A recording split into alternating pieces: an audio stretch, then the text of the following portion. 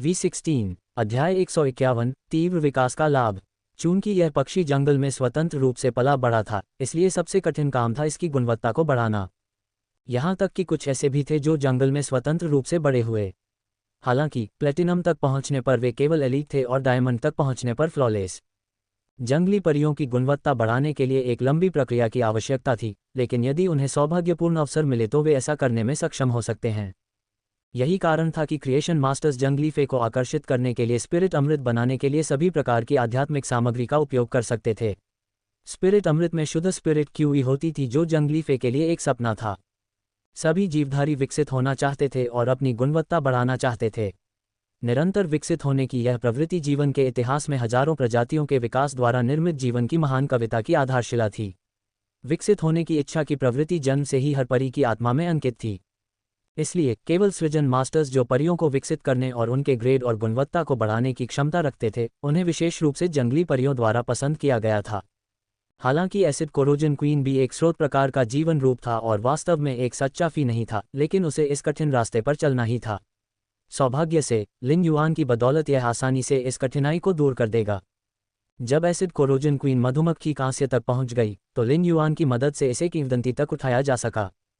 लिन yuan की spirit QE rank और उसकी क्रिएशन मास्टर क्षमता में वृद्धि को देखते हुए एसिड कोरोजन क्वीन बी के लिए डायमंड के शिखर तक पहुंचना केवल समय की बात होगी।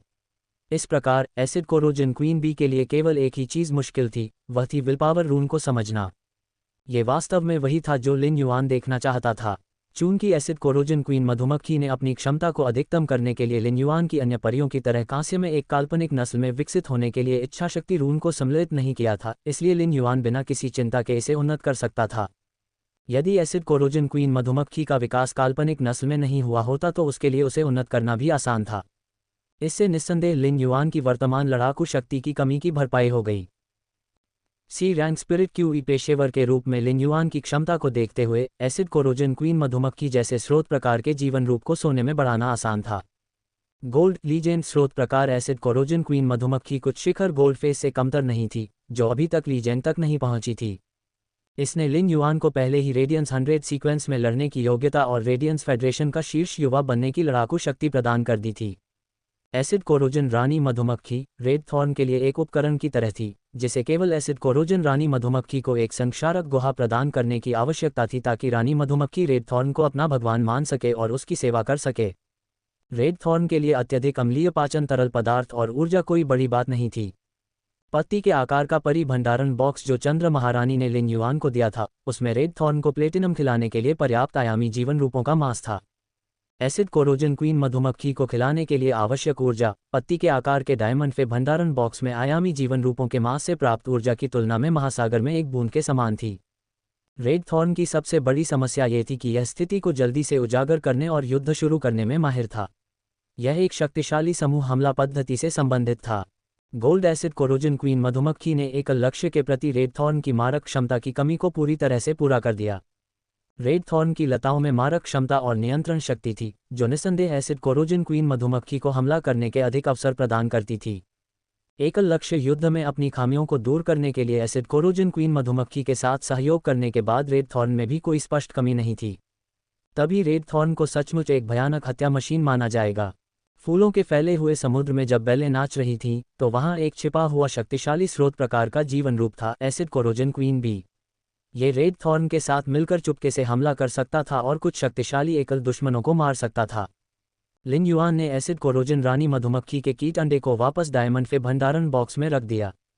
दिव्य यात्रा ब्लैक स्वेलो की पीठ पर लाल कांटे को बुलाना निस्संदेह अनुपयुक्त था। इस प्रकार एसिड कोरोजन क्वीन मधुमक्खी के अंडों का फूटना भी असंभव था। लिन युआन मूल रूप से केवल जंगली कटाई के लिए अंतहीन जंगल में जाना चाहता था, लेकिन रास्ते में वह झांग शियाओबाई, शिन यंग, लू पिनरू और तान रान से मिला था और यहाँ तक कि मिलस्टोन टाउन में एक लड़ाई का भी सामना किया था। साथ ही उसने युद्ध के बाद उगते सूर्योदय से ट्वाइलाइट विलपावर रून को समझ लिया था, बहुत से संभावित फे को इकट्ठा किया था और रास्ते में बहुत कुछ हासिल किया था। अगर अब चूसी से मुलाकात न होती तो उसे एकांत में जाने की भी इच्छा होती। ऐसा इसलिए था क्योंकि लिन युआन ने जो कुछ हासिल किया था उसे संभवतः केवल 1 या 2 महीने के एकांतवास के माध्यम से ही वास्तविक शक्ति में परिवर्तित कर सकता था। चूंकि चिमी के पास पहले से उपयुक्त इच्छाशक्ति रून नहीं था, इसलिए वह कांस्य लीजेंड पर अटका हुआ था। यह अब उपयुक्त ट्वाइलाइट विलपावर रून के साथ एक काल्पनिक नस्ल में विकसित हो सकता है। लिन युआन खुद को उन बदलावों का इंतजार करने से नहीं रोक पाया जो चिमी के ट्वाइलाइट विलपावर रून के साथ एक काल्पनिक नस्ल में विकसित होने के बाद होंगे। वह ये भी सोच रहा था कि वह कौन सा विशेष कौशल सीखेगा।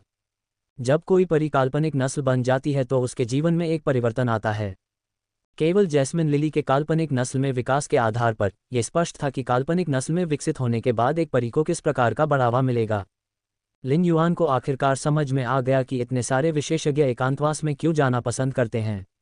एकांतवास के दौरान वे अपेक्षाकृत शांत वातावरण में अपने मन को शांत कर सकते थे और मजबूत बन सकते थे और अपनी इच्छानुसार खुद को व्यवस्थित कर सकते थे। साथ ही वे ये भी तय कर सकते थे कि एकांतवास के दौरान उन्हें आगे क्या रास्ता अपनाना है। लिन युआन इन दिनों दिव्य यात्रा ब्लैक स्वेलो पर बैठा हुआ था। जब उसने नीचे पहाड़ों और ज़मीन को देखा तो उसे लगा कि वे बहुत शानदार हैं। मिलस्टोन टाउन में हुई लड़ाई ने लिन युआन के दिमाग को वाकई थका दिया था। पिछले कुछ दिनों से उसे जो आराम मिला था उससे वह तरोताज़ा महसूस कर रहा था। दिव्य यात्रा ब्लैक स्वेलो ने लिन युआन को रेडबर्ड सिटी में भेजा और उसे स्टार वेब पर अपने आदेश की पुष्टि करते हुए देखा तो वह उड़ गया। उन्होंने platinum divine travel black swallow की सवारी में $3 रेडियंस खर्च किए थे, जिसके कारण उनके मन में एवियन ट्रांसपोर्टेशन फेस विकसित करने का विचार आया। रेडियंस फेडरेशन में निजी तौर पर ऐसे फेयर्स की खेती करना संभव था। साधारण स्पिरिट क्यूई पेशेवरों को रेडियंस फेडरेशन में पंजीकरण की अनुमति देने से पहले परिवहन फे के साथ अनुबंध की आवश्यकता होगी। केवल ये पंजीकृत परिवहन फे ही ड्राइविंग प्रमाण पत्र के लिए पात्र थे। हालांकि क्रिएशन मास्टर्स एकमात्र अपवाद थे। वे क्रिएशन मास्टर एसोसिएशन में फे के साथ अनुबंध किए बिना सीधे फे के ड्राइविंग सर्टिफिकेशन के लिए आवेदन कर सकते थे, बशर्ते कि उनके पास क्रिएशन मास्टर एसोसिएशन का सत्यापन हो कि क्रिएशन मास्टर्स ने खुद स्वतंत्र रूप से अपने एवियन फे की खेती की है। दरअसल रेडियंस फेडरेशन इस क्षेत्र में सख्त था क्योंकि उसे डर था कि एवियन फेज उड़ान में नियंत्रण खो देंगे और परिणामस्वरूप कुछ दुर्घटनाएं होंगी। कई अलग अलग तरह के पक्षी फे थे जिन पर लोग सवारी कर सकते थे। ये फे आमतौर पर बहुत कम ग्रेड के नहीं होते थे। हालांकि अगर ये पक्षी नियंत्रण खो देते हैं तो ये बहुत ज़्यादा तबाही मचा सकते हैं। पायलट को चोट पहुंचाने के अलावा ये निर्दोष लोगों को भी नुकसान पहुंचा सकते हैं, जिससे कई अनावश्यक विवाद पैदा हो सकते हैं। वास्तव में रेडियंस फेडरेशन के एवियन फे काफ़ी महंगे थे, खासकर वे दुर्लभ फे जो लोगों को ले जा सकते थे। ऐसा इसलिए था क्योंकि एवियन फे न केवल परिवहन का साधन थे, बल्कि उन्हें रेडियंस फेडरेशन में किसी की स्थिति दिखाने के लिए एक तरह की विलासिता की वस्तु भी माना जाता था। लिन युआन दोपहर के समय रेडबर्ड सिटी की सड़कों पर टहल रहा था और इस संपन्न शहर को देख रहा था। अप्रत्याशित रूप से उसे पता चला कि रेडबर्ड सिटी के साथ उसका एक विशेष संबंध है, क्योंकि जब भी वह इस शहर में आता था तो उसकी मनस्थिति अलग होती थी। पहली बार वह रेडबर्ड सिटी में तब आया था जब वह जल्दी से चूसी के पास उसका कांस्य तीखा लोहे का सींग वाला बैल लेकर आया था। उस समय लिन युआन ने अभी अभी आत्मा क्यूई को महसूस करने की अपनी क्षमता हासिल की थी और एक क्रिएशन मास्टर के रूप में अपनी क्षमता की खोज की थी। उनके पास अपने भविष्य के बारे में असीम दृष्टि थी, क्योंकि उनके अनुसार उन्होंने उस समय अपने जीवन के लक्ष्यों को फिर से निर्धारित करना शुरू कर दिया था। दूसरी बार तब हुआ जब उसने क्रिएशन मास्टर की परीक्षा पास कर ली थी और क्लास 2 क्रिएशन मास्टर बन गया था। उस समय लिन युआन को भरोसा था कि वह सही रास्ते पर है। और अब वह तीसरी बार रेडबर्ड सिटी आए थे। जीवन मरण की लड़ाई का अनुभव करने के बाद उसे इस दुनिया के बारे में स्पष्ट दृष्टिकोण मिला। लिन युआन लंबे समय से उस मार्ग के बारे में दृढ़ था जिसे वह भविष्य में अपनाना चाहता था। तभी अचानक उसे एक फ्रोंक करने वाली आवाज़ सुनाई दी। मकई की रोटी 4 के लिए $1 लिन युआन खुद को खुशमिजाज मुस्कुराने से नहीं रोक पाया। जब भी वह यहाँ आता था तो उसे हमेशा कॉर्नब्रेड बेचने वाली ये दुकान दिखती थी। ये वाकई किस्मत थी। वह आगे बढ़ा और $1 खर्च करके 4 कॉर्नब्रेड खरीदे। फिर उसने उनमें से एक को चबाया।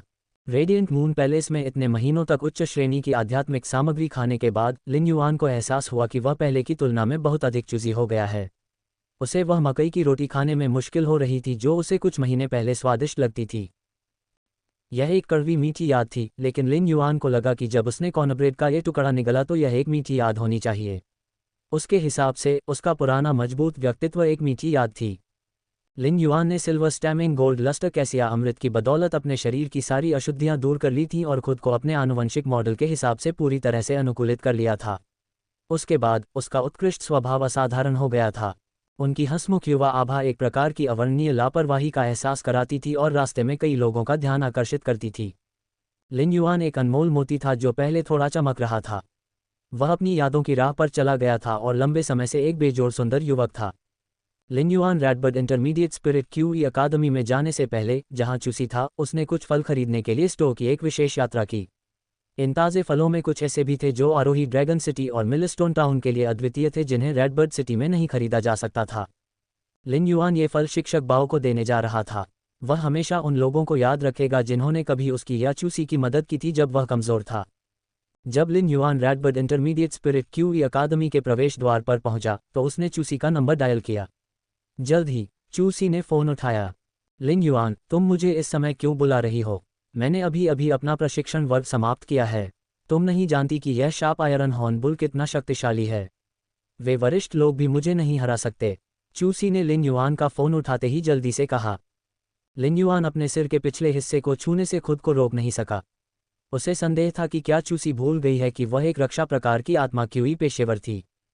चूसी शार्प आयरन हॉर्नबुल को एक आक्रामक प्रकार की परी के रूप में ले रही थी और वास्तव में प्रशिक्षण वर्ग के दौरान वरिष्ठों के साथ प्रतिस्पर्धा कर रही थी। क्या होगा अगर उन वरिष्ठों ने उसे चोट पहुंचाए? लिन युआन की लापरवाही के बावजूद वह इस दुनिया में अपने एकमात्र रिश्तेदार के बारे में चिंता करने से खुद को रोक नहीं सका। लिन युआन की चुप्पी को देखते ही चूसी को तुरंत समझ आ गया कि समस्या क्या है। क्या मैं जल्द से जल्द खुद को सुधारने की कोशिश नहीं कर रहा हूँ? भाई, अब तुम एक क्रिएशन मास्टर हो। अगर मैं और मेहनत नहीं करूँगा तो क्या मैं तुमसे और दूर नहीं हो जाऊँगा? जब चूसी ने उसे भाई कहा तो उसे तुरंत पता चल गया कि चीज़ें इतनी सरल नहीं थीं। चूसी को प्रशिक्षण के दौरान चोटें लगनी चाहिए थीं, अन्यथा इतने सालों से एक दूसरे पर निर्भरता को देखते हुए चूसी हमेशा उसे लिन युआन कहती। ऐसे में जब वह उसे भाई कहती थी तो कुछ भी अच्छा नहीं लगता था।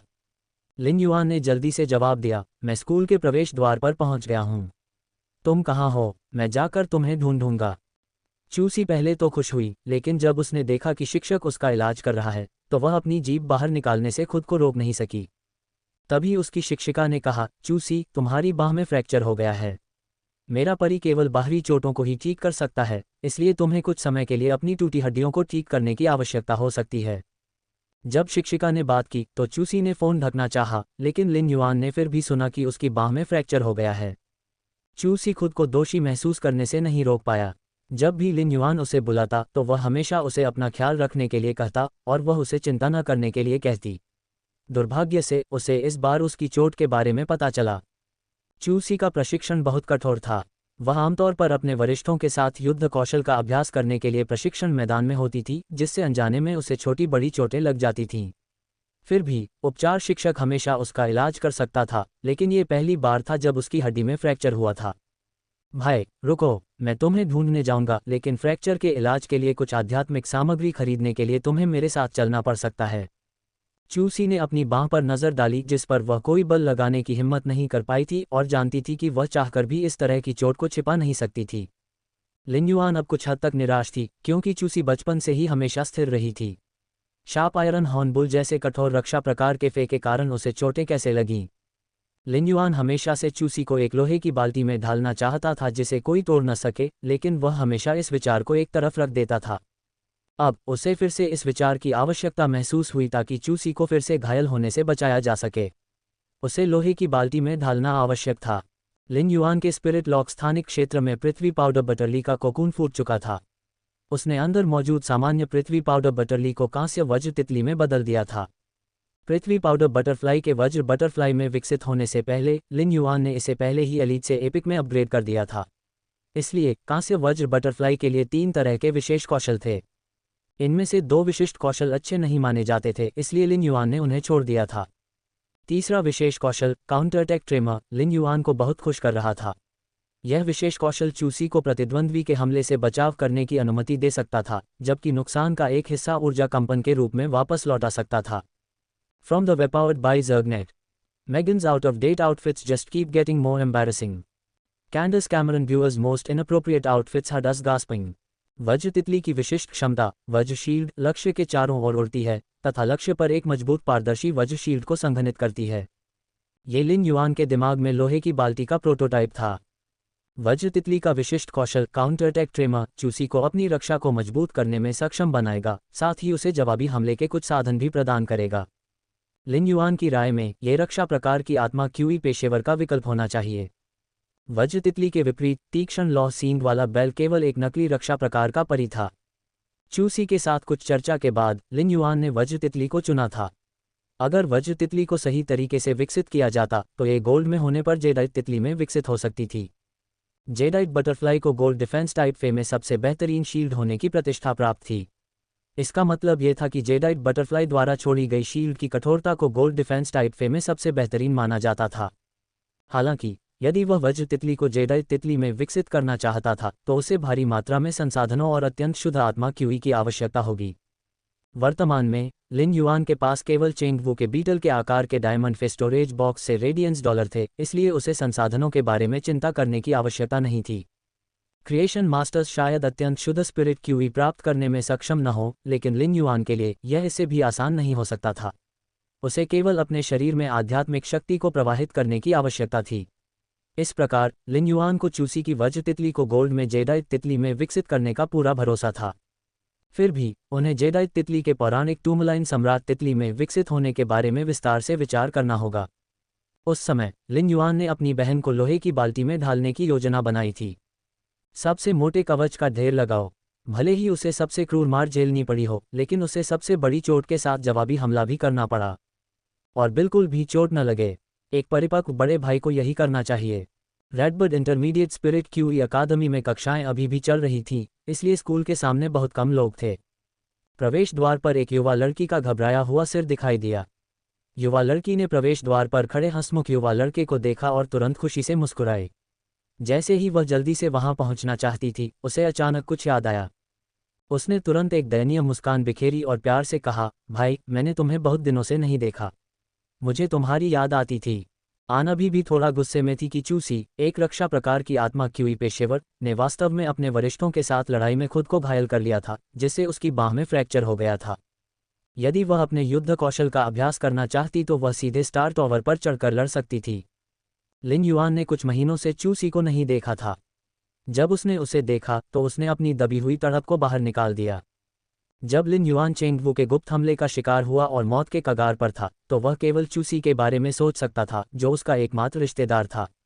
अपने बड़े भाई के रूप में अगर लिन युआन वास्तव में मर गया तो चूसी के पास भरोसा करने के लिए कोई नहीं होगा। चूसी के दयनीय चेहरे, उसकी बड़ी स्पष्ट आंखों और साथ ही उसे मीठे स्वर में पुकारते हुए देखकर लिन युआन को पता चल गया कि वह भी यही चाल चल रही है। हालांकि वह इसके बारे में कुछ नहीं कर सकता था। उसकी चिंता के कारण उसका गुस्सा गायब हो गया। लिन युआन एक लापरवाह व्यक्ति था। अपने एकमात्र रिश्तेदार चूसी का सामना करते समय दोहरा मापदंड अपरिहार्य था। यदि चूसी जैसे अन्य रक्षा प्रकार के आत्मा क्यूई पेशेवर अपने वरिष्ठों के साथ लड़े और अपने आक्रामक कौशल को सुधारने के लिए कड़ी मेहनत की, तो लिन युआन निश्चित रूप से उन्हें अंगूठा दिखाएगा और तुरंत उनकी प्रशंसा करेगा। आखिरकार स्टार वेब की युद्ध प्रशिक्षण तकनीकें वास्तविक युद्ध की तुलना में कम व्यवहारिक थीं। यही कारण था कि स्कूल की लाइव युद्ध कक्षाएं स्टार वेब पर नहीं थीं। लिन युआन की राय में वास्तविक युद्ध में घायल न होना अवास्तविक था। फिर भी जब बात चूसी की आती थी तो वह ऐसा नहीं सोचता था। जिस क्षण उसने चूसी को अपने हाथों से चलते हुए देखा, जो चलते समय भी दर्द करते थे, उसके दोनों ओर लटके हुए थे, लिन युआन को परेशानी महसूस होने लगी और उसने सिल्वर फैंटेसी नस्ल जैस्मीन लिली की उपचार क्षमता को सक्रिय कर दिया। चूसी की घायल बाईं भुजा पर जीवन शक्ति से भरी हरी रोशनी की किरण चमकी। जैसे ही हरी रोशनी प्रवाहित हुई, चूसी को अपनी बांह के चारों ओर एक अवर्णनीय आराम महसूस हुआ। कुछ देर बाद चूसी को एहसास हुआ कि अब उसके हाथ में दर्द नहीं है। उसने अपना हाथ हिलाने की कोशिश की और आश्चर्य से बोली, लिन युआन, तुम कब से healing type spirit Q professional बन गई? चूसी को पहले केवल इतना पता था कि लिन युआन में सृजन मास्टर बनने की प्रतिभा थी, लेकिन उसने यह उम्मीद नहीं की थी कि वह एक उपचार प्रकार की आत्मा क्यूई पेशेवर भी होगी। वह जल्दी से लिन युआन के पास दौड़ी और खुशी से लिन युआन के हाथ को देखा जिसने उपचारात्मक ऊर्जा डाली थी। चूसी को स्कूल में पढ़ाई के दौरान लिन युआन की सबसे ज्यादा याद आती थी, और जब उसे पता चला कि उसका शरीर ठीक हो गया है तो उसकी चिंताएं दूर हो गईं। वह उसके लिए खुश थी, चाहे वह क्रिएशन मास्टर हो या स्पिरिट क्यूई प्रोफेशनल, लेकिन वह उसके स्वास्थ्य को सबसे ज्यादा महत्व देती थी। ये ठीक वैसा ही था जैसे लिन युआन अपनी चोट के बारे में चिंतित थी। चूसी के दिल में लिन युआन एक विशालकाय व्यक्ति था जो हमेशा उसकी रक्षा करता रहा था। बड़ा भाई शब्द हमेशा उसके दिल में सबसे पवित्र और शक्तिशाली होगा। चूसी को अपने माता पिता के बारे में केवल एक अस्पष्ट धारणा थी, क्योंकि वह अभी भी छोटी थी जब वे आयामी दरार से बचने के लिए चले गए थे और फिर कभी वापस नहीं लौटे। इसलिए जब लिन युआन शारीरिक रूप से कमजोर था, तब भी उसने फेस्टो का प्रबंधन किया। चाहे कितना भी मुश्किल क्यों न हो, उसने अपने परिवार और उसकी शिक्षा का समर्थन करने के लिए अपने दांत पीस लिए। जब भी लिन युआन के साथ कुछ अच्छा होता तो चूसी को उससे अधिक खुशी होती, जब उसके साथ कुछ 10 गुना बेहतर होता। 10 वर्षों से अधिक समय तक ऐसी निर्भरता अवर्णनीय थी। हालांकि रेडबर्ड सिटी में देर से शरद ऋतु थी, फिर भी गर्मी थी, लेकिन थोड़ी हवा चल रही थी। इस शरद ऋतु की हवा ने चू रुई के बालों के एक लट को उड़ा दिया और उसके मूर्ख बालों के एक लट को खड़ा कर दिया, जिसे लिन युआन ने जल्दी से नीचे दबा दिया। चूसी के बाल बचपन से ही अपेक्षाकृत सख्त थे। हर शरद ऋतु में हवा चलने पर कुछ बेतुके बाल हमेशा खड़े हो जाते थे, और जब भी लिन युआन उन्हें देखता तो वह उन्हें कुशलता से दबा देता। क्या आज भी तुम्हारी कोई क्लास है? चूसी ने कुछ देर सोचने के बाद जवाब दिया, मुझे दोपहर में लाइव कॉम्बैट क्लास लेनी है, लेकिन चूंकि मेरी बाह में फ्रैक्चर हो गया है, इसलिए मुझे अपने छात्रावास में आराम करना चाहिए। लिन युआन ने अपने साथ लाए फल चूसी को सौंप दिए और कहा, तो मैं शिक्षक बाओ से छुट्टी मांगने के लिए आपके साथ चलूंगा। भले ही चूसी छात्रावास में आराम कर सकती थी और फ्रैक्चर के कारण उसे दोपहर में लाइव कॉम्बैट क्लास में जाने की ज़रूरत नहीं थी, लेकिन उसका हाथ अब ठीक हो गया था। इसलिए चूसी के होमरूम शिक्षक को सूचित करना ज़रूरी था। आखिरकार लिन युआन का मानना था कि उन्हें स्कूल के नियमों का पालन करना चाहिए। लिन युआन शिक्षक बाओ को भी फल देना चाहता था। जल्द ही वे शिक्षक बाओ के कार्यालय में पहुंचे, दरवाजा खटखटाया और अंदर चले गए। लिन युआन ने देखा कि शिक्षक बाओ अपनी मेज पर बैठे कुछ लिख रहे थे। ध्यान से देखने पर उन्हें पता चला कि वह मोटी किताब वास्तव में एक पाठ योजना थी। शिक्षक बाओ एक आध्यात्मिक घटक विश्लेषक शिक्षक थे और सैद्धांतिक ज्ञान सिखाते थे। लिन युआन ने पाठ योजनाओं की मोटी किताब देखी जिसे शिक्षक बाओ लिख रहे थे, और उसे पता चला कि उन्होंने अपने छात्रों के लिए पाठ को समझना आसान बनाने के लिए बहुत प्रयास किए थे। जब शिक्षक बाओ ने चू रुई के पास लिन युआन को देखा तो वह स्पष्ट रूप से एक पल के लिए स्तब्ध रह गए और लिन युआन की पहचान की पुष्टि करने से पहले ध्यान से देखा। चूसी और लिन युआन 10 साल से ज्यादा समय से साथ थे। कोई भी नजरिया चाहे जो भी हो, वे एक दूसरे के सबसे करीब थे। हालांकि लिन युआन का स्वभाव बहुत बदल गया था, चूसी को कोई फर्क महसूस नहीं हुआ। ऐसा इसलिए था क्योंकि लिन युआन उसके दिल में हर तरह से सर्वश्रेष्ठ थी। हालांकि शिक्षक बाओ लिन युआन से केवल 2 बार मिले थे और उन्हें पहचानने में थोड़ा डर था। उनके सामने खड़ा युवक हंसमुख और सुंदर स्वभाव वाला था। ये कहना अतिशयोक्ति नहीं होगी कि वह उत्कृष्ट था। लिन युआन की पहचान की पुष्टि करने के बाद उसने सिर हिलाया और चूसी के हाथ को देखते हुए गंभीर स्वर में कहा, चूसी में असाधारण प्रतिभा है। वह पिछले हफ्ते सी रैंक स्पिरिट क्यूई पेशेवर बन गई, लेकिन उसके हाथ में गंभीर फ्रैक्चर हो गया है। आपको उस पर ध्यान देना होगा। यदि आप उपचार प्रक्रिया को तेज करने के लिए कुछ आध्यात्मिक सामग्री तैयार कर सकते हैं, साथ ही स्कूल के डॉक्टर के उपचार के साथ आप उसकी रिकवरी की गति बढ़ा सकते हैं। अगर चूसी का फ्रैक्चर पहले ही ठीक हो जाता तो वह जल्द से जल्द प्रशिक्षण ले सकती थी और अपनी उत्कृष्ट प्रतिभा को बर्बाद नहीं कर सकती थी। स्पिरिट क्यूई पेशेवरों के लिए कम उम्र में ही एक आधार होना बहुत महत्वपूर्ण था। चूसी ने अपने हाथ उठाए और मुस्कुराते हुए शिक्षक बाओ से कहा, शिक्षक बाओ, मेरे भाई ने मेरा हाथ ठीक कर दिया है।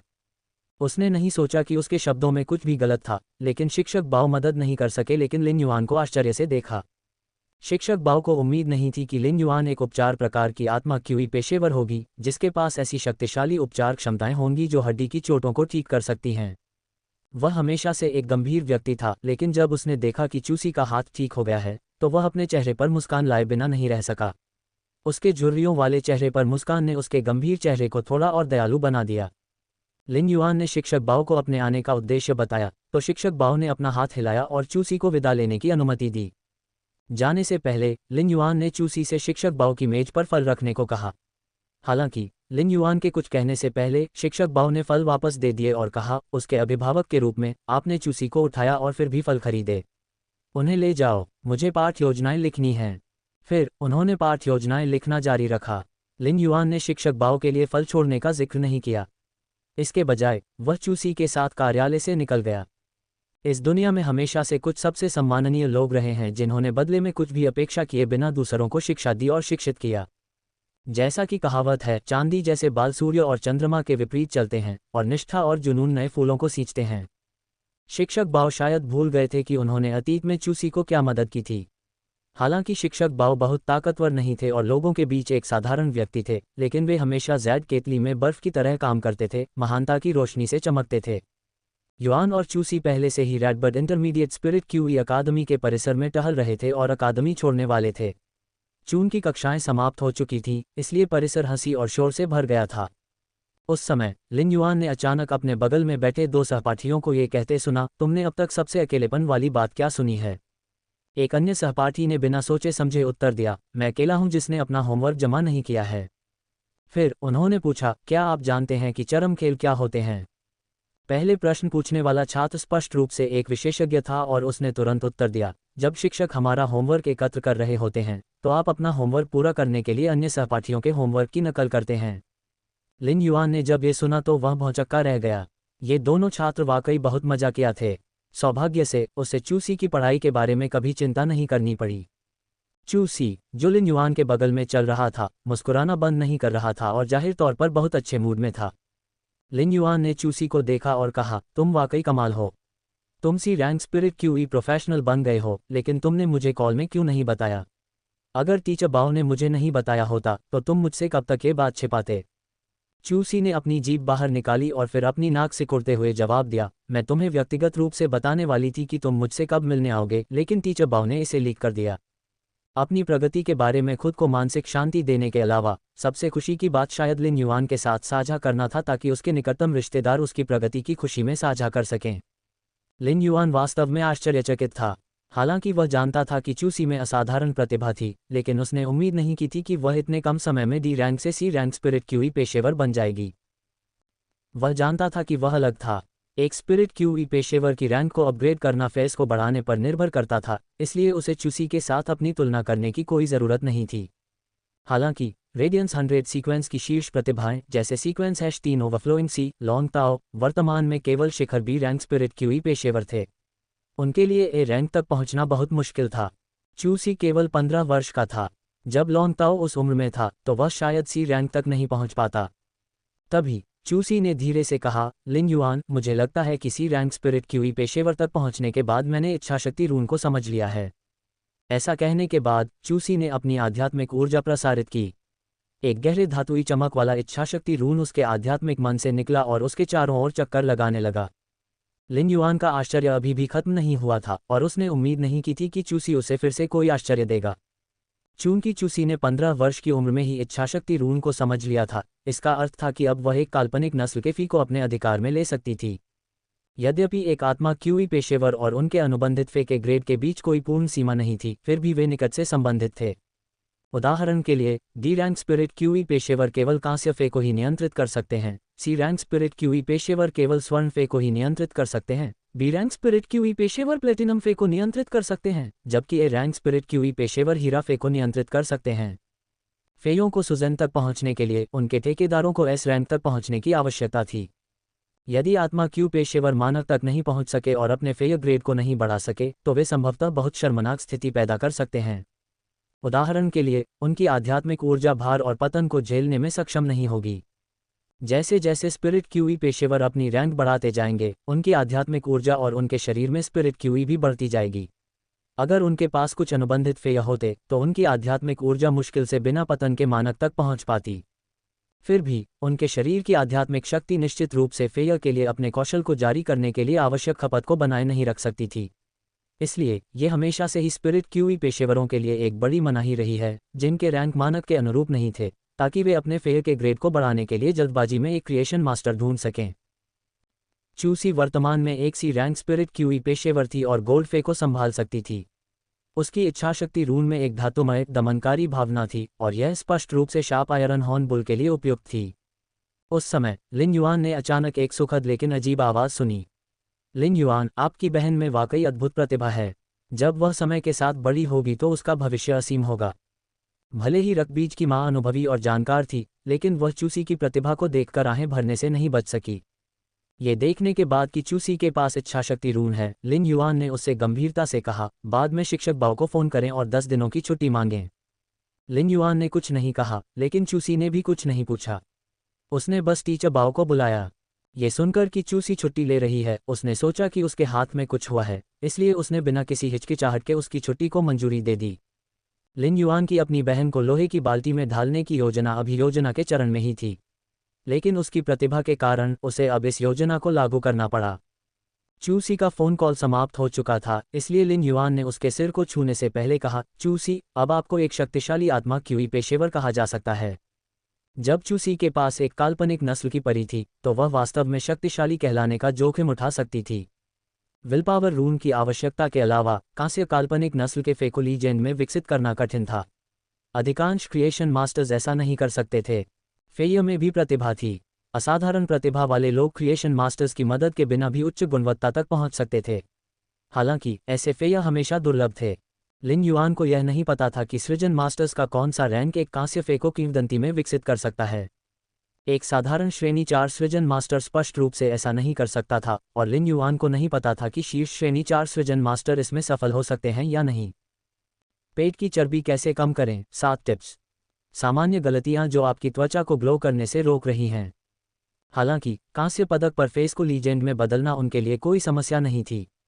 सी रैंक स्पिरिट क्यूई पेशेवर के रूप में लिन युआन को स्पिरिट लॉक स्थानिक क्षेत्र में फेस को बढ़ाने और उन्हें कांस्य से लीजेंड तक विकसित करने के लिए केवल 5 दिनों की आवश्यकता थी। अतीत में चूसी के लिए कांस्य में एक काल्पनिक नस्ल प्राप्त करना वास्तव में कठिन था, क्योंकि उसे एक इच्छाशक्ति रून की आवश्यकता थी। हालांकि अब उसके पास एक था। लिन युआन ने चूसी से 10 दिन की छुट्टी लेने को कहा था क्योंकि वह उसकी क्षमताओं में सुधार करना चाहता था। लिन युआन की गंभीर अभिव्यक्ति को देखकर जैसे कि वह कुछ सोच रहा था, चूसी ने उससे धीरे से कहा, लिन युआन, मैंने किसी को नहीं बताया कि मैं एक इच्छाशक्ति रून को समझता हूँ। लिन युआन हंसा। कहावत, गरीब बच्चे जल्दी परिपक्व हो जाते हैं, वास्तव में सही थी। लिन युआन, जो 2 जन्म जी चुका था, स्वाभाविक रूप से इस सिद्धांत को जानता था कि एक उत्कृष्ट पेड़ निश्चित रूप से हवा से उड़ा दिया जाएगा। चूसी, जो कठिन परिवेश में पली बड़ी थी, वह भी इस तथ्य को समझती थी। लिन युआन चूसी की सतर्कता से बहुत प्रसन्न हुआ। साथ ही उसने उसे दृढ़ता से देखा और कहा, अपनी योग्यताएं छिपाना अच्छा है, लेकिन अब तुम्हें ऐसा करने की जरूरत नहीं है। तुम अपनी प्रतिभा को पूरी तरह से दिखा सकती हो। जैसे ही उसे पता चला कि चूसी ने इच्छाशक्ति रून को समझ लिया है, उसने निर्णय लिया कि वह अपने गुरु चंद्र महारानी को चूसी की प्रतिभा के बारे में बताएगा। लिन युआन चूसी के भविष्य के सभी फेस और संसाधनों का खर्च उठा सकता था। हालांकि उसे यह सुनिश्चित करने की आवश्यकता थी कि चूसी, जिसके पास ऐसी असाधारण क्षमता थी, वह अपनी प्रतिभा को सभी के सामने दिखा सके और कोई भी उसके साथ कुछ न करे क्योंकि वे ईर्ष्या करते थे। यद्यपि लिन युआन हमेशा अकेले ही दुनिया का पता लगाना चाहता था, लेकिन वह जानता था कि जिस क्षण से उसने चंद्र महारानी को अपना गुरु बनाने के लिए औपचारिक अनुष्ठान किए थे, चंद्र महारानी उसकी शिक्षिका और बिना किसी रक्त संबंध वाली उसकी सगी बन गई थी। रेडियंस फेडरेशन में कक्षा 5 के सृजन मास्टरों में से एक, चंद्र महारानी हमेशा उसका समर्थन करती थीं। उसके आसपास होने से चूसी की सुरक्षा कोई समस्या नहीं होगी। लिन युआन ने चूसी को देखा तो वह खुद को गर्व महसूस करने से नहीं रोक सका। उसका दिल गर्व से भर गया। मेरी छोटी बहन में वाकई असाधारण प्रतिभा है, तो उसे क्यों छिपना चाहिए? उसे तो भीड़ में चमकना चाहिए। उसी समय लिन युआन की निगाहें भी दृढ़ हो गईं। अपनी वर्तमान सुधार गति को देखते हुए केवल 2 वर्षों में वह चूसी की रक्षा करने में सक्षम हो जाएगा। जैसे ही लिन युआन ने चूसी को देखा, उसे अचानक ऐसा महसूस हुआ जैसे उसकी बेटी बड़ी हो गई हो। उसने चूसी की क्षमताओं को सुधारने का फैसला किया था, इसलिए लिन युआन ने बिल्कुल भी देरी नहीं की। लिन युआन और चूसी भोजन करने के बाद रेडबर्ड सिटी के क्रिएशन मास्टर एसोसिएशन की ओर चल पड़े। लिन युआन ने पहले रेडबर्ड सिटी के क्रिएशन मास्टर एसोसिएशन में क्लास 2 क्रिएशन मास्टर की परीक्षा पूरी की थी। इस बार लिन युआन की पहली मुलाकात एल्डन निंग से हुई। उसे एहसास हुआ कि एल्डन निंग अभी भी उस सर्पिल दांतेदार शार्क का पालन पोषण कर रहे थे। 2 महीने पहले की तुलना में सर्पिल दांतेदार शार्क बहुत बड़ी हो गई थी और ज्यादा मजबूत थी। यह एक शगुन था कि सर्पिल दांतेदार शार्क अपने वंश की ओर लौटने वाली थी। ऐसा लग रहा था कि एल्डन निंग की सर्पिल टूथड शार्क के शरीर में मेगालोडन की रक्त रेखा के निशान को सक्रिय करने की इच्छा सच होने वाली थी। एल्डन निंग से मिलने के बाद लिन युआन ने क्लास 2 क्रिएशन मास्टर के रूप में क्रिएशन मास्टर एसोसिएशन में एक ब्रीडिंग रूम किराए पर लिया। फिर उसने स्पिरिट क्यूई से भरपूर कुछ ताजे फल तैयार किए जो उसका भोजन होगा। अगले कुछ दिनों में लिन युआन चूसी की रैंक में सुधार करना चाहता था। हालांकि चूसी कुछ समय से रेडबर्ड सिटी में स्कूल जा रही थी, फिर भी यह क्रिएशन मास्टर एसोसिएशन में उसका पहला अवसर था। रेडियंस फेडरेशन के सदस्य के रूप में हालांकि चूसी को वास्तव में ये स्पष्ट नहीं था कि क्रिएशन मास्टर्स ने फेस को कैसे विकसित किया, फिर भी वह रेडियंस फेडरेशन में क्रिएशन मास्टर्स की स्थिति से अवगत थी। लिन युआन के क्रिएशन मास्टर बनने पर उसे गर्व महसूस हुआ। लिन युआन की चूसी के लिए उम्मीदें वही थीं जो उसकी चूसी के लिए थीं। बस वह चाहती थी कि वह स्वस्थ रहे। फिर भी जब उनमें से कोई भी कोई उपलब्धि हासिल करता तो वे एक दूसरे पर गर्व करते थे। लिन युआन ने प्रजनन कक्ष में पत्ती के आकार के डायमंड फे भंडारण बॉक्स से वज्र तितली को बाहर निकाला। परिणाम वज्र तितली। फे प्रजाति निम्फालिडे हेलिकोनियस। फे ग्रेड कांस्य 10/10। फे प्रकार धातु। फी क्वालिटी महाकाव्य। क्षमताएं विंग ब्लॉकिंग के लिए इसके पंखों पर कठोर धातु जमाएं।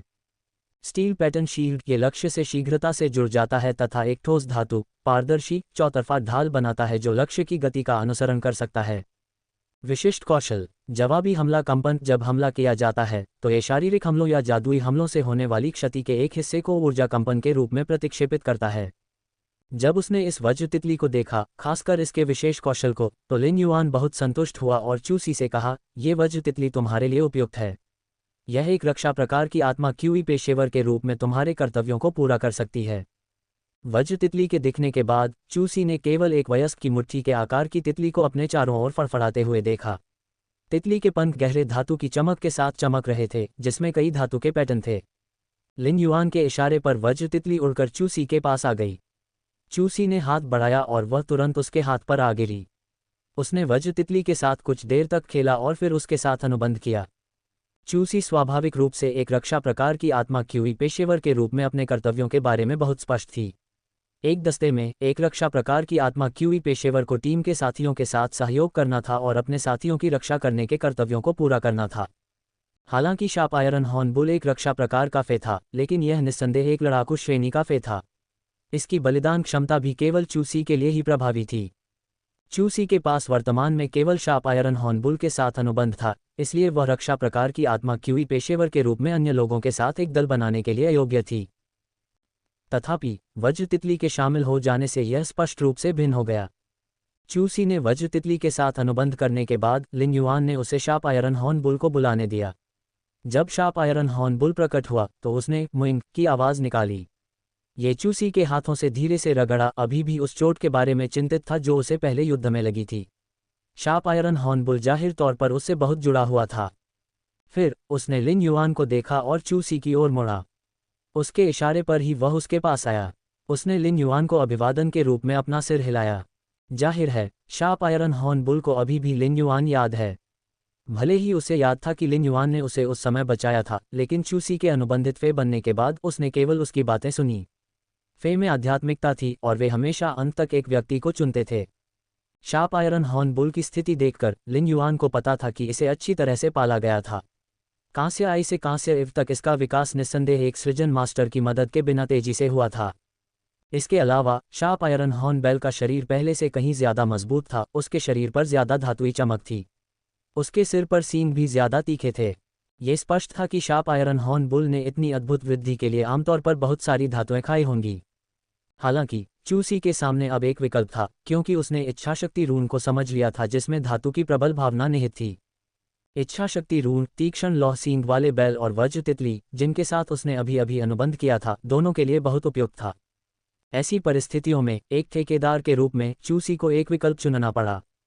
लिन युआन जानता था कि इस बिंदु पर चुनाव करना मुश्किल होगा, लेकिन चू सी को चुनना पड़ा क्योंकि केवल एक ही इच्छाशक्ति रून था। चू सी, आपकी इच्छाशक्ति रून वज्र तितली और तीक्ष्ण लौह सींग वाले बैल दोनों के लिए उपयुक्त है।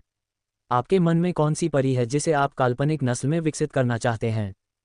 काल्पनिक नस्ल? चू सी ने आश्चर्य से कुछ हद तक हैरान होकर पूछा। लिन युआन ने अचानक फैंटेसी ब्रीड का जिक्र क्यों किया? और उसने मुझे फैंटेसी ब्रीड में विकसित होने के लिए शार्प आयरन हॉर्नबुल और वज्र बटरफ्लाई में से किसी एक को चुनने के लिए भी कहा। हालांकि काल्पनिक नस्लें आम ज्ञान का हिस्सा नहीं थीं, लेकिन चू सी के पाठ्यक्रम में इसका ज्ञान था। 6 कारण जिनकी वजह से महिलाएं बड़ी उम्र के पुरुषों को पसंद करती हैं। नंबर 4 आपको हैरान कर देगा। पेट की चर्बी कैसे कम करें? 7 युक्तियां। स्वाभाविक रूप से वह जानती थी कि उसे एक काल्पनिक नस्ल में विकसित होने से पहले एक परी को किंवदंती के रूप में विकसित करना होगा। उसने लिन युआन को अचंभित होकर देखा। मुझे मत बताओ कि वह एक परी को किंवदंती में विकसित कर सकता है। लिन युआन ने हाथ बढ़ाकर उसकी नाक खुजाई, जिससे वह होश में आ गई। मूर्ख लड़की, मैंने तुमसे कब झूठ बोला है? इस बार तुम्हारा चुनाव तुम्हारे भविष्य के विकास से जुड़ा है, इसलिए तुम्हें सावधानी से चुनाव करना होगा। चू सी को लिन युआन पर बिना शर्त भरोसा था, इसलिए उसने उसके द्वारा पूछे गए सवाल पर ध्यान से विचार किया और अपने मन में विल पावर रून के इस्तेमाल पर विचार किया। कुछ चिंतन के बाद उसने दृढ़ता से कहा, मैं शार्प आयरन हॉर्नबुल चुनती हूँ। लिन युआन ने आह भरी क्योंकि उसे व्यक्तिगत रूप से उम्मीद थी कि वह वज्र तितली को चुनेगी। ऐसा इसलिए था क्योंकि अगर वज्र तितली एक काल्पनिक नस्ल में विकसित हो जाती तो वह चूसी की रक्षा कर सकती थी ताकि उसे आज की तरह हाथ के फ्रैक्चर के खतरे का सामना न करना पड़े। आखिरकार एक बहुत शक्तिशाली रक्षा प्रकार के परी के रूप में जब वज्र तितली एक काल्पनिक नस्ल में विकसित हुई और अपनी दूसरी विशिष्ट कौशल को जागृत किया तो इसकी रक्षात्मक क्षमता और भी मजबूत हो गई। भले ही लिन युआन एक लोहे की बाल्टी बहन बनाना चाहती थी, चूसी एक आत्मा क्यूई पेशेवर के रूप में स्वतंत्र थी। उसे अपना भविष्य का रास्ता चुनने का अधिकार था। उसके बड़े भाई के रूप में लिन युआन केवल बड़ी समस्याओं में ही हस्तक्षेप कर सकता था और केवल उसे उसके मार्ग के चुनाव में मार्गदर्शन दे सकता था। उस समय लिन युआन ने एक बार फिर बहुत सावधानी से पूछा, क्या आपने वास्तव में फैसला किया है कि यह शाप आयरन हॉर्नबुल होगा? इच्छाशक्ति रून हमेशा अप्राप्य थी। हालांकि चूसी ने एक प्राप्त कर लिया था, लेकिन कोई नहीं जानता था कि उसे दूसरा कब मिलेगा। इस प्रकार सभी स्पिरिट क्यूई पेशेवर विलपावर रून के लिए फे को लेकर बहुत सतर्क थे। एक बार जब वे विलपावर रून के साथ विलय करने के लिए एक निश्चित फे को चुनते हैं तो उनकी युद्ध शैली और युद्ध प्रणाली इस विकल्प के साथ बदल सकती है। चूसी ने बिना किसी हिचकिचाहट के सिर हिलाया, उसकी आंखें चमक रही थीं। लिन युआन, मुझे यकीन है। चूसी का अपना लक्ष्य था। वह रेडबर्ड 100 सिलेक्शन पास करना चाहती थी, शीर्ष 10 में आना चाहती थी और रेडबर्ड सिटी का प्रतिनिधित्व करते हुए रेडियंस 100 सीक्वेंस में भाग लेना चाहती थी। उसके अपने विचार थे। अगर वह वज्र तितली चुनती तो भले ही उसकी रक्षा क्षमता में सुधार हो सकता था, लेकिन उसकी लड़ाकू क्षमता निस्संदेह शार्प आयरन हॉर्नबुल चुनने से कमजोर होती। रेडबर्ड 100 के चयन या रेडियंस 100 सीक्वेंस की प्रतियोगिता में व्यक्तिगत क्षमताओं को निस्संदेह टीम क्षमताओं की तुलना में अधिक महत्व दिया गया। इस प्रकार यदि वह रेडबर्ड 100 के शीर्ष 10 में आना चाहती थी और रेडियंस 100 सीक्वेंस की प्रतियोगिता में शामिल होने के लिए योग्य होना चाहती थी तो उसके लिए शार्प आयरन हॉर्नबुल को एक काल्पनिक नस्ल में विकसित करना अधिक उपयुक्त होगा। इसी समय चूसी ने बहुत पहले ही शार्प आयरन हॉर्नबुल के साथ युद्ध शैली को अपना लिया था, जो उसका पहला परी था। दरअसल 15 साल की चूसी की भी अपनी महत्वाकांक्षा थी। वह अपने प्रयासों से रेडियंस 100 सीक्वेंस में जगह बनाना चाहती थी। हालांकि लिन युआन हमेशा उसकी रक्षा करता रहा था, लेकिन वह भी पूरी तरह से विकसित होना चाहती थी और उसकी रक्षा करने में सक्षम होना चाहती थी। यह एक युवा लड़की की हार्दिक महत्वाकांक्षा थी। चूसी के सही निर्णय लेने के बाद लिन युआन ने शार्प आयरन हॉर्नबुल के विकास की तैयारी शुरू कर दी। युआन उपचार प्रकार के फे, समर्थन प्रकार के फे और संयंत्र प्रकार के फे के साथ अधिक संगत था। उपचारात्मक सहायता के रूप में उन्होंने स्रोत प्रकार के परी रेड थॉर्न को आउटपुट के साथ लड़ाकू श्रेणी के परी में विकसित किया था। रेड थॉर्न के वर्तमान स्वरूप में विकास के आधार पर यह स्पष्ट था कि लिन युआन आउटपुट के प्रति कितना जुनूनी था। हालांकि लिन युआन को उम्मीद नहीं थी कि उसकी छोटी बहन चूसी उसके जैसी ही होगी। एक रक्षा प्रकार की आत्मा क्यूई पेशेवर के रूप में उसने एक बड़े लोहे के बैल को हेरफेर किया और आउटपुट में डूब गई। सचमुच परिवार के सदस्यों की भी ऐसी ही सोच थी। लिन युआन को कांस्य तीक्ष्ण लौह सींग वाले बैल को किंवदंती में विकसित करने में 5 दिन से अधिक का समय लगा। पिछले 5 दिनों में लिन युआन अकेले ही प्रजनन कक्ष में शार्प आयरन हॉर्नबुल को विकसित करने के लिए पर्याप्त था। उस समय घंटी बजी। जब क्रिएशन मास्टर्स आमतौर पर प्रजनन कक्ष में परियों का पालन पोषण कर रहे होते थे तो कोई भी उन्हें परेशान नहीं करता था। लिन युआन को पता था कि एल्डन निंग आ चुके हैं। जब वह चूसी से मिलने आए तो वह केवल उसे सिल्वर स्टैमिंग गोल्ड लस्टर कैसिया अमृत और वज्र तितली भेजना चाहते थे, जिसे उन्होंने अनुबंध बनाने के लिए उसके लिए पाला था। हालांकि उन्हें उम्मीद नहीं थी कि चूसी इच्छाशक्ति रून को समझ पाएगी। शार्प आयरन हॉर्नबुल को लीजेंड बनने के लिए कुछ आध्यात्मिक तत्वों की आवश्यकता होगी। लिन युआन ने आध्यात्मिक तत्वों को पहले से तैयार नहीं किया था क्योंकि यह उसकी उम्मीदों से परे था। इसलिए जब वह पहले एल्डन निंग से मिले थे तो लिन युआन ने उनसे ये देखने के लिए कहा था कि क्या क्रिएशन मास्टर एसोसिएशन के भौतिक कक्ष में कोई आध्यात्मिक सामग्री शार्प आयरन हॉर्नबुल को विकसित कर सकती है। लिन युआन ने दरवाज़ा खोला और देखा कि एल्डन निंग जुएजुन के साथ खड़े हैं, जिन्होंने क्रिएशन मास्टर एसोसिएशन में क्रिएशन मास्टर की परीक्षा में भाग लिया था। निंग जुएजुन एल्डन निंग की पोती थी। उस समय वह एक कांस्य फे भंडारण बॉक्स पकड़े हुए थी। जब निंग जुएजुन ने लिन युआन को देखा तो उसने सिर हिलाकर उसका अभिवादन किया, जबकि उसकी आंखों में आश्चर्य की झलक दिखाई दी। लिन युआन ने उस पर गहरी छाप छोड़ी थी क्योंकि उसके जैसे बहुत कम लोगों ने तीनों ज्ञानात्मा क्यूई व्यवसायों की रैंक एक परीक्षा में पूर्ण अंक प्राप्त किए थे। लिन युआन को फिर से देखकर निंग जुएजुन को आश्चर्य हुआ कि पहले की तुलना में उसका स्वभाव बहुत बदल गया था। एल्डन निंग ने लिन युआन को देखा और हंसते हुए कहा, छोटे युआन, मैंने आपके द्वारा मांगी गई सभी आध्यात्मिक सामग्री तैयार कर दी है। लिन युआन को अब आखिरकार राहत मिली। कम से कम उसे शार्प आयरन हॉर्नबुल को लीजेंड में विकसित करने के लिए आवश्यक आध्यात्मिक सामग्री इकट्ठा करने में समय बर्बाद नहीं करना पड़ा। उसने अपने सिर के पीछे हाथ फेरा और खुशी से मुस्कुराया। एल्डन निंग, मुझे आपको परेशान करने के लिए खेद है। कांस्य तीक्ष्ण लौह सींग वाले बैल को किंवदंती बनने के लिए भारी मात्रा में फेरोमैग्नीज अयस्कों और धातु के सार की आवश्यकता थी। ये दोनों बहुत दुर्लभ आध्यात्मिक तत्व नहीं थे। धातु सार कई धातुओं के मिश्रण को उच्च तापमान पर गढ़ने के बाद बचे हुए क्रिस्टल थे, जबकि फेरोमैग्नीज अयस्क पृथ्वी की गहराई में गहरे नीले रंग की शीट धातु थे। फेरोमैग्नीज अयस्क बहुत कठोर था। अगर कोई इसे छूता तो उसकी उंगलियों में धातु की तीक्ष्णता के कारण चुभन सी महसूस होती। धातु सार और फेरोमैग्नीज अयस्क दो प्रकार के आध्यात्मिक अवयव थे, जिनके लिए 250 किलोग्राम धातु सार और 1000 किलोग्राम फेरोमैग्नीज अयस्क की आवश्यकता थी।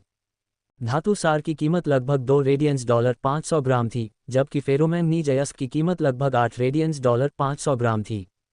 अतीत में लिन युआन लगभग $20,000 की इतनी राशि नहीं निकाल सकता था, लेकिन जब से उसने चेंगवू के बीटल के आकार के फे स्टोरेज बॉक्स और उसमें $1 का पहाड़ प्राप्त किया, उसके हाथ अब बंधे नहीं थे। अगर उसे फे को पालने के लिए आध्यात्मिक सामग्री की आवश्यकता होती तो वह उन्हें अभी खरीद सकता था। निंग जुएजुन ने कांस्य फे स्टोरेज बॉक्स लिन युआन को सौंप दिया और चूसी को देखा, जो उसके बगल में थी। एक नज़र में वह जान गई कि चूसी लिन युआन की छोटी बहन थी, भले ही उनके स्वभाव पूरी तरह से अलग थे। लिन युआन एक खुशमिजाज किस्म की महिला थी, जो लोगों को सहज महसूस कराती थी। दूसरी ओर चूसी शांत थी और उसमें थोड़ी ठंडक थी। हालांकि वह मुस्कुरा रही थी, लेकिन उसे लिन युआन के अलावा हर चीज़ से थोड़ी अलगाव की भावना थी। उनके स्वभाव अलग अलग होने के बावजूद उनकी भौहें एक जैसी थीं। उनकी भौहों को देखकर यह स्पष्ट हो गया कि वे भाई बहन थे। निंग जुएजुन ने विनम्रतापूर्वक अपना हाथ बढ़ाया और चूसी का अभिवादन किया, जो चौंक गई लेकिन एक हल्की मुस्कान प्रकट की और उससे हाथ मिलाया। ये देखकर एल्डर निंग ने चूसी को देखा और हंसते हुए कहा, छोटी युआन, तुम इस छोटी लड़की की देखभाल नहीं कर सकती क्योंकि तुम अंदर के परी को पालने जा रही हो। क्यों ना मैं उसे बाहर ले आऊं और अपनी पोती को उसके साथ घूमने दूं। लिन युआन सोच रहा था कि वह चूसी को प्रजनन कक्ष में बोरियत महसूस नहीं होने दे सकता जबकि वह परी का पालन पोषण कर रहा था। उसे 5 दिनों तक परी के पालन पोषण पर ध्यान केंद्रित करने की जरूरत थी। हालांकि वह चूसी को एक तरफ फेंकना बर्दाश्त नहीं कर सकता था। वह अभी भी अधिक सहज महसूस कर रहा था। चूसी को एल्डर निंग और निंग जुएजुन के साथ रहने की अनुमति दे रहा था। चूसी ने लिन युआन की ओर देखा। उसके सिर हिलाने के बाद वह एल्डर निंग और निंग जुएजुन के पीछे लिन युआन के प्रजनन कक्ष से बाहर चली गई और केवल लिन युआन को अंदर छोड़ दिया। लिन युआन ने कांस्य फे स्टोरेज बॉक्स से धातु के सार और फेरोमैग्नीज अयस्क भी निकाले जो निंग जुएजुन ने उसे दिए थे। फिर उसने शार्प आयरन हॉर्न बुल के सींगों को छुआ और कहा, धातु की गांठ, इन धातु के सार और फेरोमैग्नीज अयस्कों को खाओ और मैं तुम्हारी गुणवत्ता को उन्नत करूंगा।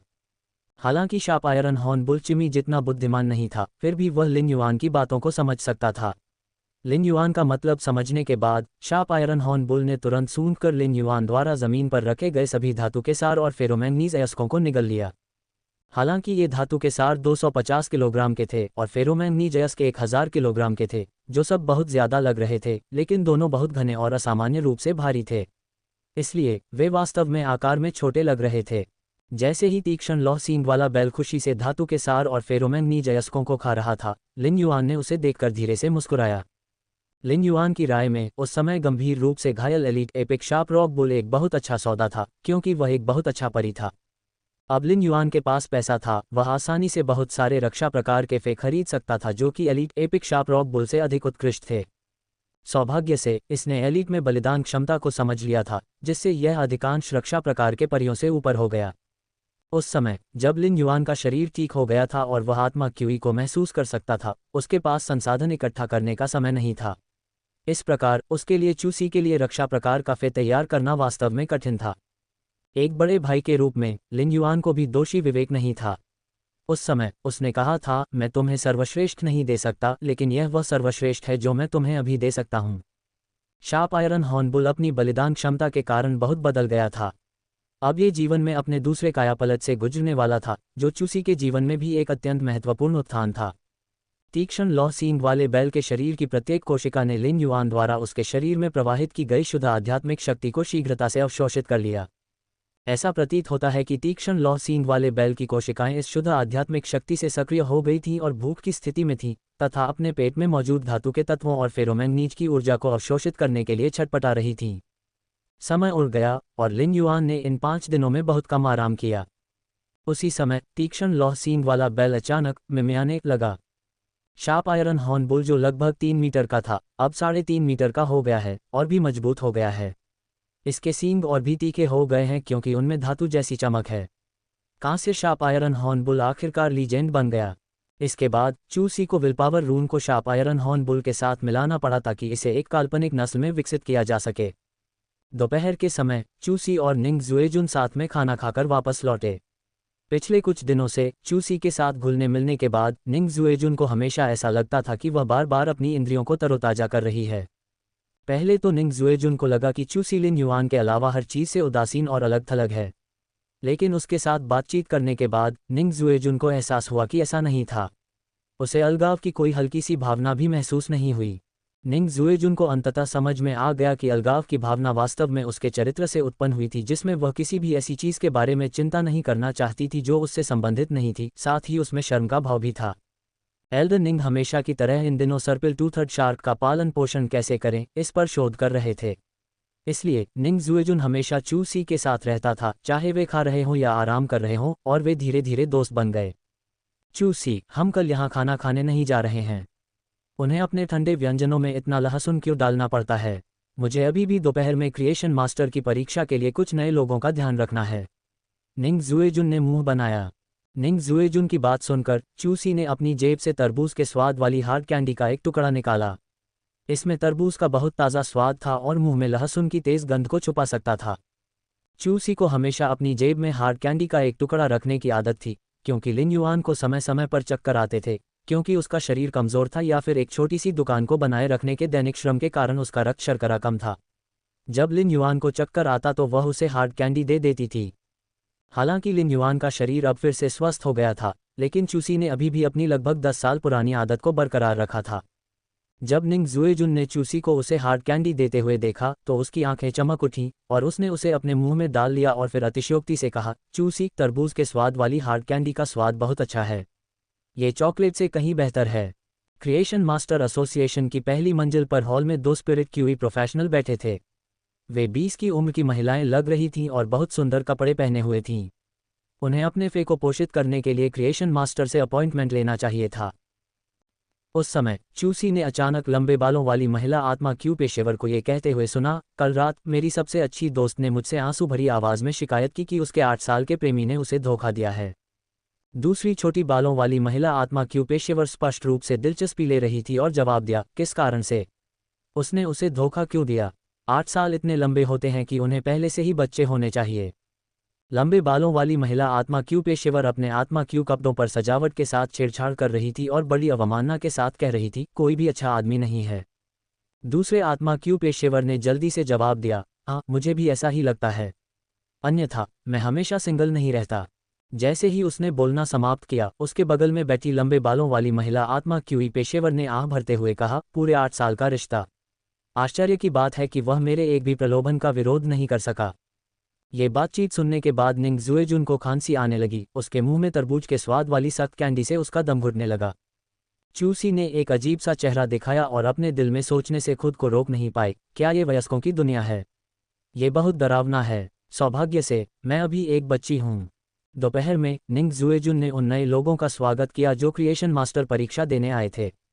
दूसरी ओर चूसी निंग जुएजुन के कार्यालय में स्टार वेब पर एस टूर्नामेंट में लड़ रहे रक्षा प्रकार के स्पिरिट क्यूई पेशेवरों के वीडियो देख रही थी, उनकी रक्षा तकनीकों को सीखने की उम्मीद कर रही थी। बस इसी समय उसे लिन युआन का फोन आया। जब वह उसके प्रजनन कक्ष में दाखिल हुई तो उसने देखा कि उसका अनुबंधित तीक्ष्ण लौ सींग वाला बैल पहले की तुलना में बहुत अधिक शक्तिशाली हो गया था, चाहे वह आकार में हो या उसके सींगों की तीक्ष्णता में। लिन युआन तीक्ष्ण लौ सींग वाले बैल को कुछ आध्यात्मिक धातु सामग्री खिला रहा था ताकि वह एक काल्पनिक नस्ल में विकसित होने के लिए अधिक ऊर्जा जमा कर सके। लिन युआन चूसी को अंदर आते देख खड़ा हो गया और बोला, चूसी, तुम्हारा शार्प आयरन हॉर्न बुल अब लीजेंड में है। तुमने जो विल पावर रून समझा है उसे इसके साथ मिला दो और यह एक फैंटेसी ब्रीड में विकसित हो सकेगा। चूसी ने शार्प आयरन हॉर्न बुल को देखा। 5 दिनों में हुए उसके महत्वपूर्ण बदलावों से हैरान थी। हालांकि वह जानती थी कि क्रिएशन मास्टर्स क्या कर सकते हैं, लेकिन उसने स्कूल में ऐसा कभी नहीं देखा या महसूस नहीं किया था। तीक्ष्ण लौ सींग वाला बैल स्नेहपूर्वक अपना गाल चूसी की हथेली पर रगड़ रहा था। चूसी को शार्प आयरन हॉर्न बुल के परिवर्तन पर आश्चर्य हुआ, वहीं वह इसकी गुणवत्ता उन्नयन के कारण हुई वृद्धि से भी खुश थी। जीवन की भव्यता और भव्यता विकास और क्रमिक विकास में निहित है। एक परी का प्रत्येक विकास और क्रमिक विकास जीवन की महानता का एक छोटा सा प्रतीक था। लिन युआन ने चूसी के आश्चर्यचकित रूप को देखकर अपनी भौं उठाए और मुस्कुराते हुए कहा, केवल जब आप इच्छाशक्ति रून को तीखे लोहे के सींग वाले बैल के साथ मिलाते हैं तभी यह वास्तव में कायापलट से गुजरेगा।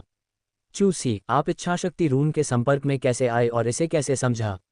ये बहुत महत्वपूर्ण है क्योंकि यह आपके विशेष कौशल को प्रभावित करेगा। चूसी ने अपनी जीभ बाहर निकाली और शर्मिंदगी में जवाब देने से पहले लिन युआन को ध्यान से देखा। ये तब की बात है जब मैंने सीनियर्स के खिलाफ लड़ाई लड़ी थी और शार्प आयरन हॉर्नबुल को बार बार नीचे गिराया गया था, लेकिन वह फिर भी उठ खड़ा हुआ और आगे बढ़ गया। इस वजह से मैंने इसकी स्टील जैसी इच्छाशक्ति को महसूस किया और इच्छाशक्ति रून को समझा।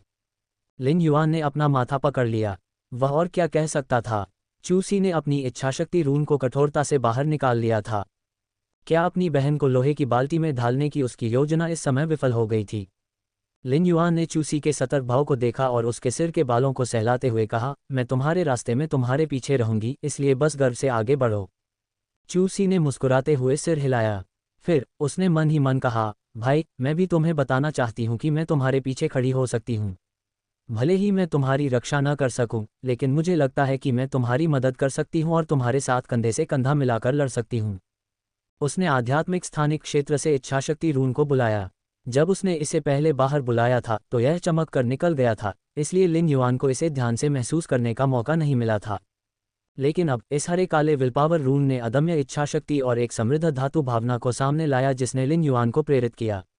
इस विलपावर रून के माध्यम से वह देख सकता था कि एक 15 वर्षीय लड़की और उसका कांस्य तेज लोहे के सींग वाला बैल कितना मेहनती था। चूसी ने इस हरे काले इच्छाशक्ति रून को तीक्ष्ण लौह सींग वाले बैल के साथ मिश्रित कर दिया, जिससे प्रजनन कक्ष में तीव्र रंभाने की ध्वनि गूंजने लगी। यह उतना शांत नहीं था जितना तब था जब जैस्मिन लिली एक काल्पनिक नस्ल में विकसित हुई थी। समृद्ध धातु के प्रभामंडल में शार्प आयरन हॉर्नबुल का शरीर हिंसक रूप से कांप रहा था, स्पष्ट रूप से दर्द को सहन कर रहा था। अचानक धातु का प्रभामंडल खिल उठा और हरे काले प्रभामंडल से एक शुद्ध मास्टोन उभरा। उस समय लिन युआन और चूसी ने महसूस किया कि उसके सिर पर सींग और माथे पर तलवार जैसी तीखी सींग तुरंत पिघल गई। फिर उसका शरीर अचानक धातु के प्रभामंडल के खिलने से ढक गया। सी ने देखा कि उसके सींग अचानक पिघल गए और धातु का प्रभामंडल उसके शरीर को ढंक गया। जब उसने तीखे लोहे के सींग वाले बैल की दर्दनाक रंभा सुनी तो वह बहुत चिंतित हो गई, उसका मन कुछ हद तक हिल गया। उस समय लिन युआन ने कहा, शार्प आयरन हॉर्नबुल एक काल्पनिक नस्ल में विकसित होने पर एक चौतरफा परिवर्तन से गुजरेगा। चूंकि इसका कायापलट इसके आनुवंशिक मॉडल पर आधारित है, इसलिए जब यह अपने शरीर को फिर से आकार देगा तो दर्द अपरिहार्य है। लिन युआन के शब्दों ने चूसी को राहत पहुंचाई, भले ही तेज लोहे के सींग वाला बैल दर्द से बड़बड़ा रहा था। चूसी को अपने इस साथी के लिए अवर्णनीय पीड़ा महसूस हुई, जिसके साथ उसने काफी समय बिताया था।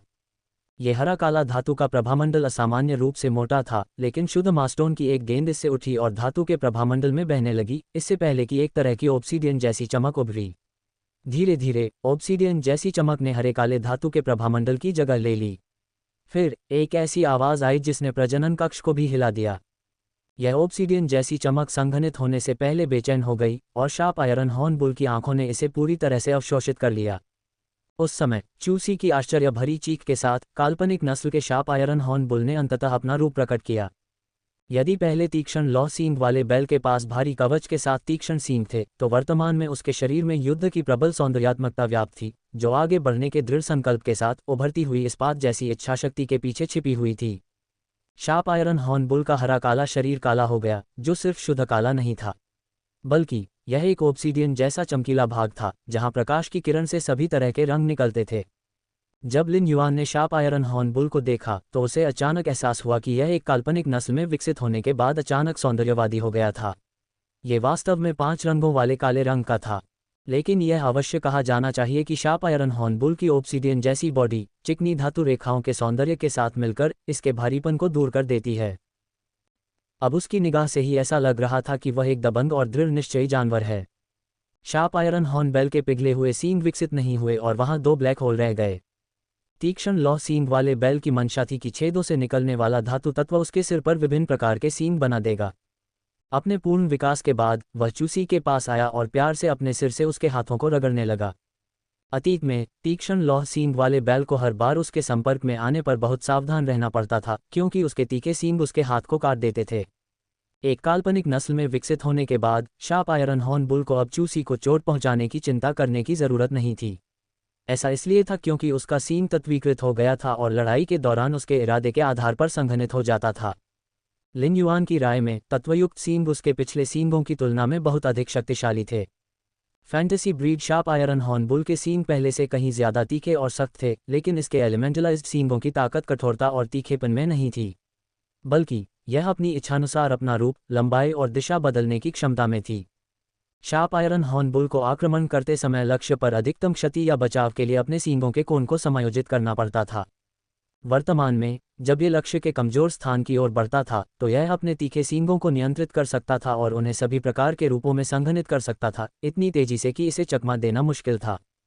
यह ऐसा था जैसे तीक्ष्ण लौह सींग वाले बैल और अन्य सींग वाले परियों के तीखे सींग आपस में टकरा रहे हों।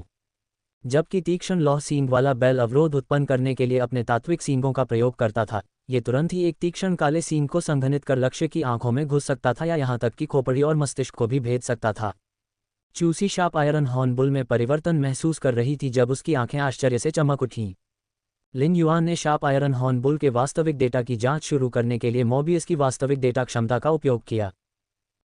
फे नाम ओब्सीडियन आयरन वाइल्ड बुल।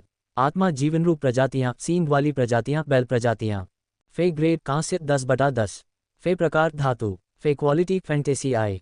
क्षमताएं लोहे का सींग, नाक के सींग पर धातु के गुणों को बढ़ाएं। चोटों की परवाह न करें और पूरी ताकत से दुश्मन पर टूट पड़ें। बलिदान जब ठेकेदार घायल हो जाए तो नुकसान को ठेकेदार के साथ स्वचालित रूप से बांट लें। यदि ठेकेदार घायल हो जाए तो ये ठेकेदार को अपनी जीवन शक्ति से पोषण देगा। विशिष्ट कौशल दर्द अवशोषण। क्षति प्राप्त करते समय क्षति के एक हिस्से को अवशोषित करें और इसे जीवन शक्ति में बदल दें। विनाश दृष्टि प्रभावशाली युद्ध चेतना और युद्ध उत्साह इसके सहज कदमों को संचालित करते हैं। ओब्सीडियन आयरन वाइल्ड बुल तुरंत ही युद्ध में हुई सारी क्षति को प्रतिद्वंद्वी पर मानसिक प्रभाव में बदल देता है। लिन युआन ने सही डेटा पर नाराजगी जताई। शार्प आयरन हॉर्न बुल को अब ओब्सीडियन आयरन वाइल्ड बुल कहा जाना चाहिए। लिन युआन की आंखें चमक उठीं जब उसने देखा कि शार्प आयरन हॉर्न बुल के बाद विशेष कौशल एक काल्पनिक नस्ल ओब्सीडियन आयरन वाइल्ड बुल बन गया था। वेब से ZERGNET द्वारा संचालित। स्क्रीन पर किया गया वह शर्मनाक चुंबन जिसके कारण असल जिंदगी में बहुत बड़ा विवाद हुआ। हिटलर के बारे में उलझा हुआ सच जिसका सामना करना कठिन है। यह असभ्य परी वास्तव में कुछ था। शार्प आयरन हॉर्न बुल के एक काल्पनिक नस्ल ओब्सीडियन आयरन वाइल्ड बुल में विकसित होने के बाद ये रक्षा प्रकार के फीके प्रक्षेपवक्र से दूर और दूर होता जा रहा था। लेकिन जब ओब्सीडियन आयरन वाइल्ड बुल की क्षमताओं का अवलोकन किया गया तो लिन युआन ने पाया कि काल्पनिक नस्ल बनने के बाद इसकी क्षमताओं को उन्नत किया गया था। इसकी बुनियादी क्षमताओं में पहले से बेहतर पैठ थी। सबसे बड़ा बदलाव इसकी बलिदान क्षमता थी जो इसे एलीट में सीखा था। जबकि ये दुर्लभ क्षमता ठेकेदार के नुकसान को साझा कर सकती थी, अब ये ठेकेदार को अपनी जीवन शक्ति प्रदान कर सकती थी। इससे लिन युआन ने ओब्सीडियन आयरन वाइल्ड बुल को एक नई रोशनी में देखा। ऐसा प्रतीत होता है कि एक रक्षा प्रकार के परी के रूप में ओब्सीडियन आयरन वाइल्ड बुल न केवल एक लड़ाकू प्रकार का परी बनना चाहता था, बल्कि वह एक उपचार प्रकार का परी भी बनना चाहता था। कितना लालची बैल है। एक टीम में रक्षा प्रकार के आत्मा क्यूई पेशेवर रक्षा करने के लिए जिम्मेदार थे और उन्हें उपचार प्रकार के आत्मा क्यूई पेशेवरों द्वारा उपचारित किए जाने की आवश्यकता थी। हालांकि बलिदान क्षमता का उपयोग न केवल ठेकेदार के बजाय परी को घायल करने के लिए ढाल के रूप में किया जा सकता है, बल्कि इसका उपयोग एक बड़े मोबाइल रग बैग के रूप में भी किया जा सकता है। कांस्य में सीखे गए विशेष कौशल दर्द अवशोषण के साथ मिलकर ये क्षति के हिस्से को अवशोषित कर सकता है और इसे जीवन शक्ति में बदल सकता है। ये सीधे ओब्सीडियन आयरन वाइल्ड बुल की सहनशक्ति को बढ़ा सकता है।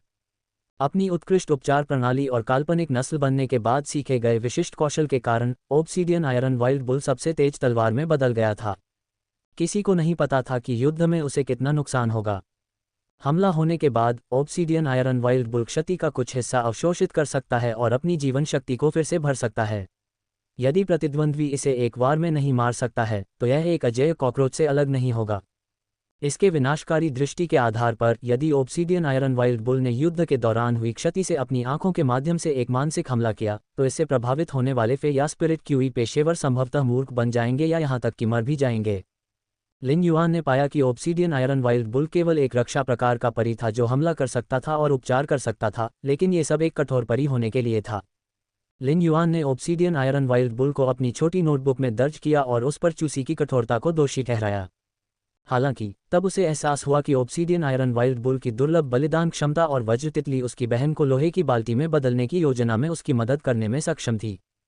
क्या आप उस लोहे की बाल्टी से डरेंगे जो पलटवार कर सकती है और उसकी जीवन शक्ति को पुनः बढ़ा सकती है? लेकिन लिन युआन को लगा कि उसकी पिछली योजना को फिर से संशोधित करने की आवश्यकता है। जैसे ही चूसी ने उसे देखा, उसके दिल में उसकी योजना का एक और परिष्कृत संस्करण उभरा।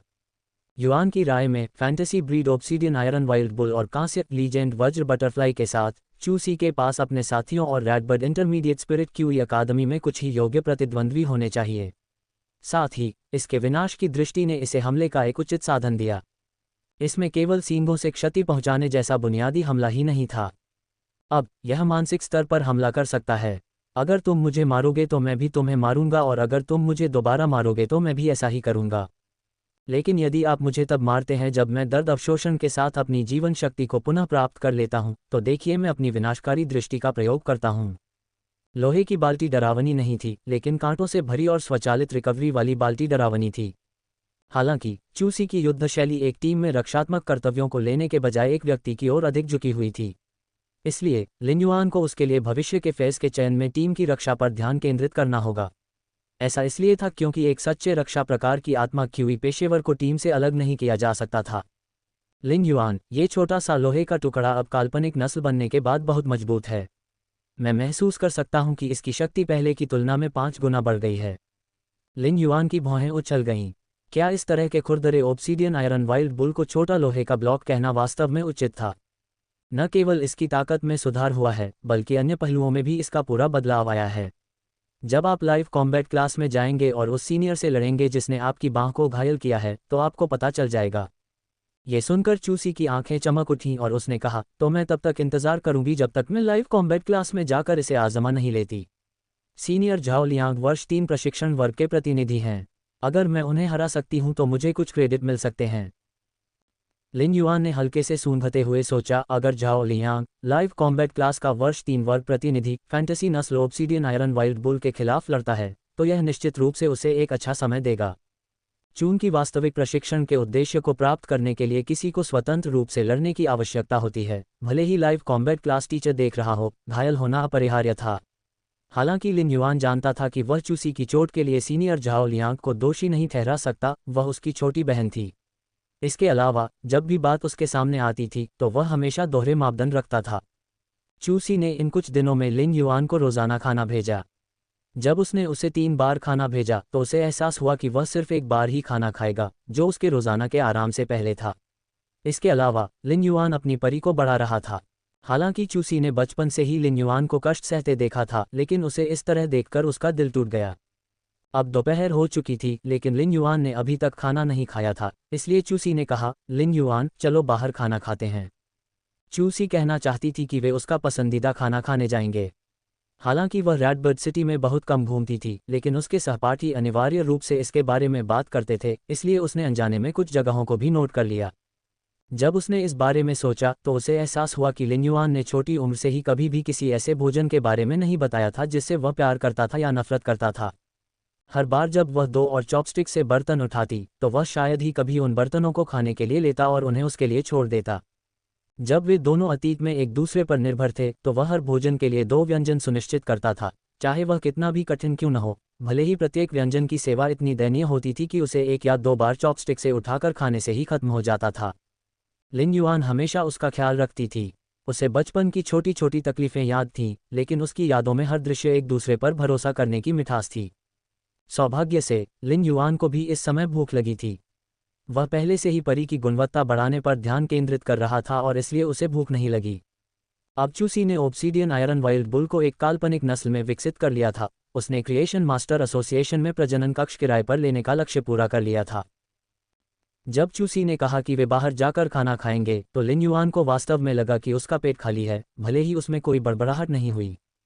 चलो चलें, हम एल्डन निंग को अलविदा कहेंगे और मैं आपको आपका पसंदीदा समुद्री भोजन खिलाऊंगा। चूसी ने एक चमकदार मुस्कान प्रकट की। वह हमेशा पहले यही सोचता था कि उसे क्या खाना पसंद है। जब लिन युआन और चूसी एल्डन निंग के कार्यालय में पहुंचे तो उन्हें पता चला कि वह वहां नहीं थे। लिन युआन ने सोचा कि उन्हें प्रजनन कक्ष में सर्पिल दांतेदार शार्क का पालन पोषण करना चाहिए। फिर वह चूसी को पहली मंजिल पर स्थित हॉल में ले आया और निंग जुएजुन से मिला, जो उस समय हॉल में नए लोगों का स्वागत कर रहा था। निंग जुएजुन एक कुर्सी पर बैठी थी, क्रिएशन मास्टर टेस्ट देने वाले नए लोगों के बाहर आने का इंतजार कर रही थी। लिन युआन आगे बढ़ी और बोली, बहन जुएजुन, मैं प्रजनन कक्ष से निपट चुकी हूँ। पिछले कुछ दिनों से चूसी की देखभाल करने के लिए आपका धन्यवाद। हम जा रहे हैं, कृपया हमारी ओर से एल्डर निंग को बताएं। निंग जुएजुन ने मुस्कुराते हुए सिर हिलाया और जवाब दिया, कोई बात नहीं। उसने कहा कि सर्पिल दांतेदार शार्क अगले कुछ दिनों में विकसित हो जाएगी, इसलिए उसका दिमाग प्रजनन कक्ष में है। निंग जुएजुन ने फिर चूसी को बुलाने का इशारा किया, जिसने तुरंत वही इशारा किया और एक उज्ज्वल मुस्कान प्रकट की। लिन युआन को यह दृश्य देखकर अच्छा लगा। चूसी की उम्र की अन्य लड़कियां अच्छी तरह से सुरक्षित थीं और अच्छी दोस्त थीं। जब से चूसी ने स्कूल जाना शुरू किया था, उसने कभी उसे दोस्तों के बारे में बात करते नहीं सुना था। अब ऐसा लग रहा था कि चूसी और निंग जुएजुन एक दूसरे के साथ घुल मिल गए हैं और दोस्त बन गए हैं, जिससे उसे सहजता महसूस हो रही थी। लिन युआन कभी नहीं चाहता था कि चूसी बहुत परिपक्व हो जाए, बल्कि उसे उम्मीद थी कि वह अपने बचपन का पूरा आनंद ले सके।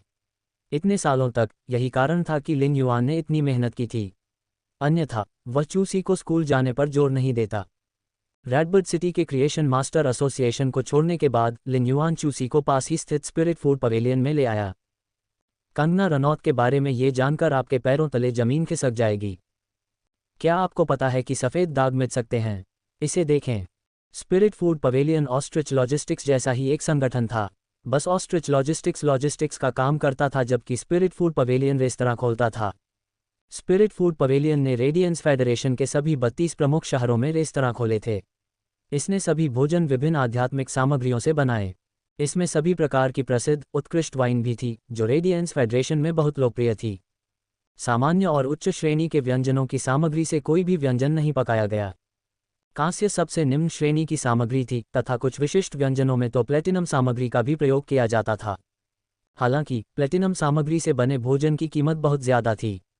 जो लोग अमीर नहीं थे, उनमें से बहुत कम लोग इसकी कीमत चुकाने में सक्षम थे। लिन युआन चूसी को यहाँ इसलिए लेकर आई थी क्योंकि यहाँ का समुद्री भोजन बहुत स्वादिष्ट था और पूरे रेडियंस फेडरेशन में मशहूर था।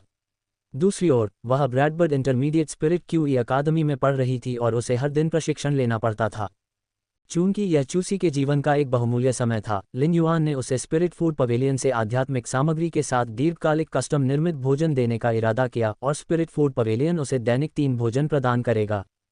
यद्यपि कुछ दिनों तक पौष्टिक आध्यात्मिक सामग्री वाले भोजन करने से अधिक प्रभाव नहीं हुआ, परंतु एकत्रित करने पर इसका प्रभाव भिन्न था। जब Lin yuan spirit food pavilion के प्रवेश द्वार पर गया तो उसने एक युवा जोड़े को बहस करते देखा। जियांग यान, चलो ब्रेक अप करते हैं, तुम बस बहुत ज्यादा खा रहे हो। लड़की ने लड़के के सिर पर मुट्ठियां पटक दी। मेरा नाम झांग यान है। लड़का दंग रह गया। कौन सा झांग? 1। लड़की ने उसे फिर से थप्पड़ मारा। ये झांग 2 है। झांग, आपने चिकन विंग्स की 1 प्लेट मंगवाई थी और मैंने सिर्फ 4 ही खाए। मैं इतना ज्यादा कैसे खा रही हूँ? उस समय लिन युआन ने अचानक किसी को पीछे से पुकारते हुए सुना। उसने पलटकर देखा तो एक परिचित व्यक्ति दिखाई दिया। 1, यहाँ झांग को जंग लिखा गया है। 2, यहाँ झांग को जंग लिखा गया है। लिन युआन ने पलटकर देखा तो उसने पाया कि उसे बुलाने वाला व्यक्ति लिंग वू था, जो उसे रेडबर्ड सिटी में लिंग जियो से मिलने के लिए लाया था। लिंग वू ने जल्दी से 2 कदम आगे बढ़ाया और कहा, भगवान लिन युआन, क्या आप यहाँ स्पिरिट फूड पवेलियन में खाना खाने आए हैं? लिन युआन ने सिर हिलाया और लिंग वू ने जिस तरह से उसे संबोधित किया, उसकी आलोचना करने की ताकत उसके पास नहीं थी। उसने जवाब देने से पहले मुस्कुराया और चूसी को देखा। मैं अपनी बहन के साथ भोजन करने आया हूँ। लिंग वू ने चूसी को देखा और अपने दिल की धड़कन बढ़ने से खुद को रोक नहीं सका। लिंगजियो के अधीनस्थ अधिकारी के रूप में भले ही लिंग वू को यह नहीं पता था कि लिंगजियो ने लिन युआन को रॉयल कैपिटल में क्यों लाया था, लेकिन लिन युआन के प्रति लिंगजियो के रवैये के आधार पर वह जानता था कि लिन युआन की एक असाधारण पृष्ठभूमि थी। इसलिए उसने जल्दी से कहा, लॉर्ड लिन युआन, आपकी बहन रेडबर्ड इंटरमीडिएट स्पिरिट क्यूई अकादमी की छात्रा है। दोपहर को प्रिंसिपल भी स्पिरिट फूड पवेलियन की 3री मंजिल पर निजी कमरे में मौजूद होंगे। आप दोनों वहां क्यों नहीं जाते? लिन युआन ने अपना सिर हिलाया। मैं अपनी बहन के साथ अच्छा खाना खाऊंगा, इसलिए मैं नहीं जाऊंगा। ये सुनकर लिंग वू ने सिर हिलाया और आगे कुछ नहीं बोला। वह विदा लेकर स्पिरिट फूड पवेलियन में चला गया। चूसी ने लिन युआन को देखा और कहा, प्रभु लिन युआन। लिन युआन ने उसकी ओर देखा और जवाब दिया, लॉर्ड एस चूसी, कृपया अपनी बात कहें। चूसी को थोड़ा झटका लगा। लिंग वू के शब्दों के आधार पर, हालांकि वह जानती थी कि लिन युआन बहुत दुर्जय था, लेकिन उसने उससे इतना अच्छा प्रदर्शन करने की उम्मीद नहीं की थी। फिर भी वह बहुत आश्चर्यचकित नहीं हुई। जब उसने लिन युआन को क्रिएशन मास्टर एसोसिएशन में एल्डन निंग से बात करते देखा था तो वह पहले ही आश्चर्यचकित हो गई थी। भले ही लिंग वू सिटी लॉर्डेस लिंग शियाओ का अधीनस्थ अधिकारी था, लेकिन वह क्रिएशन मास्टर एसोसिएशन के उपाध्यक्ष एल्डन निंग के साथ अतुलनीय था। लिन युआन ने लिंग वू को अस्वीकार कर दिया था क्योंकि उसके अनुसार चूसी को केवल अपनी प्रतिभा और ताकत पर भरोसा करने की जरूरत थी। शक्ति से सम्मान अर्जित करने से गरिमा अर्जित होगी। ये ठीक वैसा ही था जैसे चेंग रुई को युवा पीढ़ी के शीर्ष सृजन मास्टर के रूप में सम्मानित किया गया था और जब वह कक्षा 2 में था तो उसे ट्रिब्यूनल सन नाम दिया गया था। शायद जो लोग क्रिएशन मास्टर्स के घेरे में नहीं थे वे ईर्ष्या महसूस करेंगे। फिर भी चेंग रुई के प्रति लॉन्ग ताओ के रवैये के आधार पर लिन युआन जानता था कि चेंग रुई, जिसने ताकत से नहीं बल्कि सिर्फ प्रसिद्धि से प्रतिभाशाली होने का खिताब अर्जित किया था, सच्चे प्रतिभाशाली लोगों की नज़र में एक जोकर से ज्यादा कुछ नहीं था। आखिरकार ऐसी दुनिया में जहां मार्शल आर्ट का सम्मान किया जाता था, ताकत ही हर चीज का आधार थी। लिन युआन को उम्मीद थी कि चूसी बाद में वैभव से भरे रास्ते पर चल सकेगा। हर किसी के पास स्वतंत्र इच्छा थी, लेकिन अंत में एकमात्र उत्तर जीवन का धार्मिक मार्ग था। जब वे स्पिरिट फूड पवेलियन में दाखिल हुए तो उन्होंने देखा कि अंदर की सजावट में प्राचीन भव्यता थी। गहरा मधुर जीथर संगीत बज रहा था, बिल्कुल केले के पत्तों पर बारिश की बूंदों की तरह। जीथर की आवाज़ शांत थी और लोगों को दुनिया से दूर रहने का एक आरामदायक एहसास दे रही थी। हालांकि लिन युआन ने 2 जिंदगियां जी ली थीं, फिर भी उसे आहें भरनी पड़ीं। स्पिरिट फूड पवेलियन अपनी उत्कृष्ट सजावट के कारण ही लगभग दोषरहित होने के बिंदु पर पहुंच गया था। लिन युआन और चूसी ऊपर के निजी कमरे में नहीं गए। इसके बजाय वे हॉल में बैठ गए जहां उनके चारों ओर बहुत सारे भोजन करने वाले लोग थे। यद्यपि चहल पहल भरे हॉल में खाना खाते समय निजी कमरे की तरह शांति नहीं थी, फिर भी खाने की खुशबू आ रही थी। लिन युआन ने मेनू को चूसी की ओर बढ़ाया, जिसने कीमतों को देखा और उसे वापस उसके पास भेज दिया। उसने कहा, लिन युआन, ये जगह वाकई बहुत महंगी है। हम दूसरी जगह क्यों नहीं चलते? पिछली बार तुम मुझे जिस बारबेक्यू फिश वाली जगह पर ले गए थे वह बहुत स्वादिष्ट थी। लिन युआन ने अपने सिर के बालों को सहलाया और मेनू वापस दे दिया। मेरे पास अब पैसे हैं, मैं आपकी पसंद की कोई भी चीज़ खरीद सकता हूँ। चूसी को बहुत लंबा समय लगा, लेकिन उसने केवल कांस्य सामग्री से बने 2 समुद्री भोजन स्टू का ऑर्डर दिया। लिन युआन ने मेनू लिया और चूसी की पसंद के अनुसार सिल्वर सामग्री से बने कई व्यंजनों का ऑर्डर दिया। यद्यपि steam fish with chilli pepper चांदी की सामग्री से बनाया गया था, लेकिन चिली पेपर सोने की सामग्री से बने थे। चूसी ने लिन युआन को चिंतित भाव से देखा। उसे डर था कि वह इस भोजन पर जरूरत से ज़्यादा खर्च कर देगा और बाद में उसे पैसों की तंगी हो जाएगी। वह उसके विचारों को समझ सकता था। आखिरकार वे 10 साल से ज्यादा समय से मितव्ययी थे। हालांकि वह उसकी सोच बदलना चाहता था। जब उनके पास पैसे नहीं थे तो उन्हें मितव्ययी होना पड़ा, लेकिन अब जब उसके पास पैसे हैं तो उन्हें खर्च न करना बेकार होगा। उस समय उनके द्वारा ऑर्डर किए गए व्यंजन एक एक करके परोसे गए। जब सेवा कर्मचारी उन्हें परोस रहे थे तो उन्होंने पास की मेज पर बैठी लगभग 5 या 6 साल की एक छोटी लड़की को पूछते हुए सुना, माँ, अगर छोटा मेढक घर वापस नहीं आया तो क्या उसकी माँ चिंतित होगी? उसके बगल में बैठी अधेड़ उम्र की महिला स्पष्ट रूप से उसकी माँ थी। जब छोटी लड़की ने ये सवाल पूछा तो वह ब्रेस्ड बुलफ्रॉग डिश ले रही थी, जिससे उसके हाथ हवा में जम गए।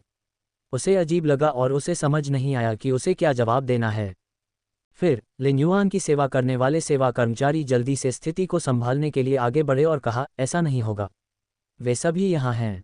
लिन yuan sea food stew P रहा था और अंदर मौजूद झींगा से उसका गला लगभग घुट गया। यह जवाब जिसने किसी के भोलेपन को नष्ट कर दिया, वह वाकई लाजवाब था। वह देख सकता था कि चूसी आध्यात्मिक सामग्री से बने इस भोजन को खुशी से खा रही थी। जब उसे एहसास हुआ कि वह कैसी है तो उसने भी पहले से कहीं ज्यादा खाना खा लिया। भले ही लिन युआन पहली बार स्पिरिट फूड पवेलियन में गया था, फिर भी उसे हमेशा ऐसा महसूस हुआ कि उसका स्वाद जाना पहचाना है, जैसे कि उसने पहले भी इसका स्वाद चखा हो। भोजन के बाद लिन युआन ने चूसी के लिए चांदी की आध्यात्मिक सामग्री से बने 2 महीने के भोजन की बुकिंग की। चूसी की वर्तमान रैंक को देखते हुए वह इस तरह के भोजन को खाने के लिए सबसे उपयुक्त थी। इसके बाद वह उसे रेडबर्ड सिटी के ट्रेजर पवेलियन में ले आया और धातु आध्यात्मिक सामग्री और ऊर्जा अमृत का एक बड़ा बैच खरीदा, जिसे क्रमशः काल्पनिक नस्ल ऑब्सीडियन आयरन वाइल्ड बुल और वज्र बटरली को नियमित रूप से खाने की जरूरत थी। इस खरीद के बाद लिन युआन ने पाया कि अगर वह इतनी सारी आध्यात्मिक सामग्री को स्टोर करने के लिए कम ग्रेड फिश स्टोरेज बॉक्स का इस्तेमाल करता है तो यह चूसी के लिए असुविधाजनक होगा। इसलिए उसने उसके लिए ऑस्ट्रिच लॉजिस्टिक्स से एक custom diamond fish storage box मंगवाया। हालांकि लिन युआन जानता था कि यह बहुत महंगा है, लेकिन उसने इतनी ज़्यादा कीमत की उम्मीद नहीं की थी। अगर चेंग वू के रेडियंस डॉलर न होते तो वह वास्तव में डायमंड फिश स्टोरेज बॉक्स नहीं खरीद पाता। लिन युआन ने जानबूझकर ऑब्सीडियन आयरन वाइल्ड बुल को सिल्वर में विकसित नहीं किया क्योंकि कांस्य फैंटेसी नस्ल के फेयो उनकी प्रतिभा को अधिक प्रतिबिंबित करते थे। चूंकि चूसी एक प्रतिभाशाली व्यक्ति का मार्ग अपनाने जा रही थी, तो उसे अंत तक जाना होगा। लिन युआन ने चूसी से मिलने का अपना लक्ष्य पूरा कर लिया था। फिर उसने चुपके से सिल्वर स्टैमिंग गोल्ड लस्ट कैसिया अमृत की बोतल चूसी को दे दी और कहा, चूसी, ये सिल्वर स्टैमिंग गोल्ड लस्ट कैसिया अमृत तुम्हारे शरीर की अशुद्धियों को साफ कर सकता है और तुम्हारी क्षमता को बढ़ा सकता है। इसे पूरा पी लो और तुम एक ही बार में अपने शरीर की सारी अशुद्धियों को साफ कर सकते हो। लिन युआन को इतनी गंभीरता से बोलते देख चूसी को उसके शब्द याद आ गए। भले ही वह नहीं जानती थी कि सिल्वर स्टैमिंग गोल्ड लस्ट कैसिया अमृत क्या है, लेकिन अगर यह शरीर की अशुद्धियों को साफ कर सकता है और उसकी क्षमता को बढ़ा सकता है, तो ये कुछ असाधारण होना चाहिए। जब से लिन युआन पिछली बार स्कूल से गई थी, चूसी ने स्कूल के एकल छात्रावास के लिए आवेदन किया था ताकि उसे अपनी ताकत को बेहतर बनाने के लिए पर्याप्त निजी स्थान मिल सके। जब वह छात्रावास में वापस लौटी तो उसने सबसे पहले सिल्वर स्टैमिंग गोल्ड लस्ट कैसिया अमृत पी लिया। चूसी को वापस स्कूल भेजने के बाद लिन युआन शहर की मालकिन लिंग शियाओ से मिलने गया। वह और एल्डर निंग दोनों ही विशेषज्ञ माने जाते थे जिन्होंने लिन युआन की मदद की थी, इसलिए वह उन दोनों का बहुत सम्मान करता था। ऐसा करने के बाद रेडबर्ड सिटी छोड़ने से पहले उसने अपने स्वामी चंद्र महारानी को बुलाया। अल्पविराम, मात्र $1 में विज्ञापन हटाकर अपने पढ़ने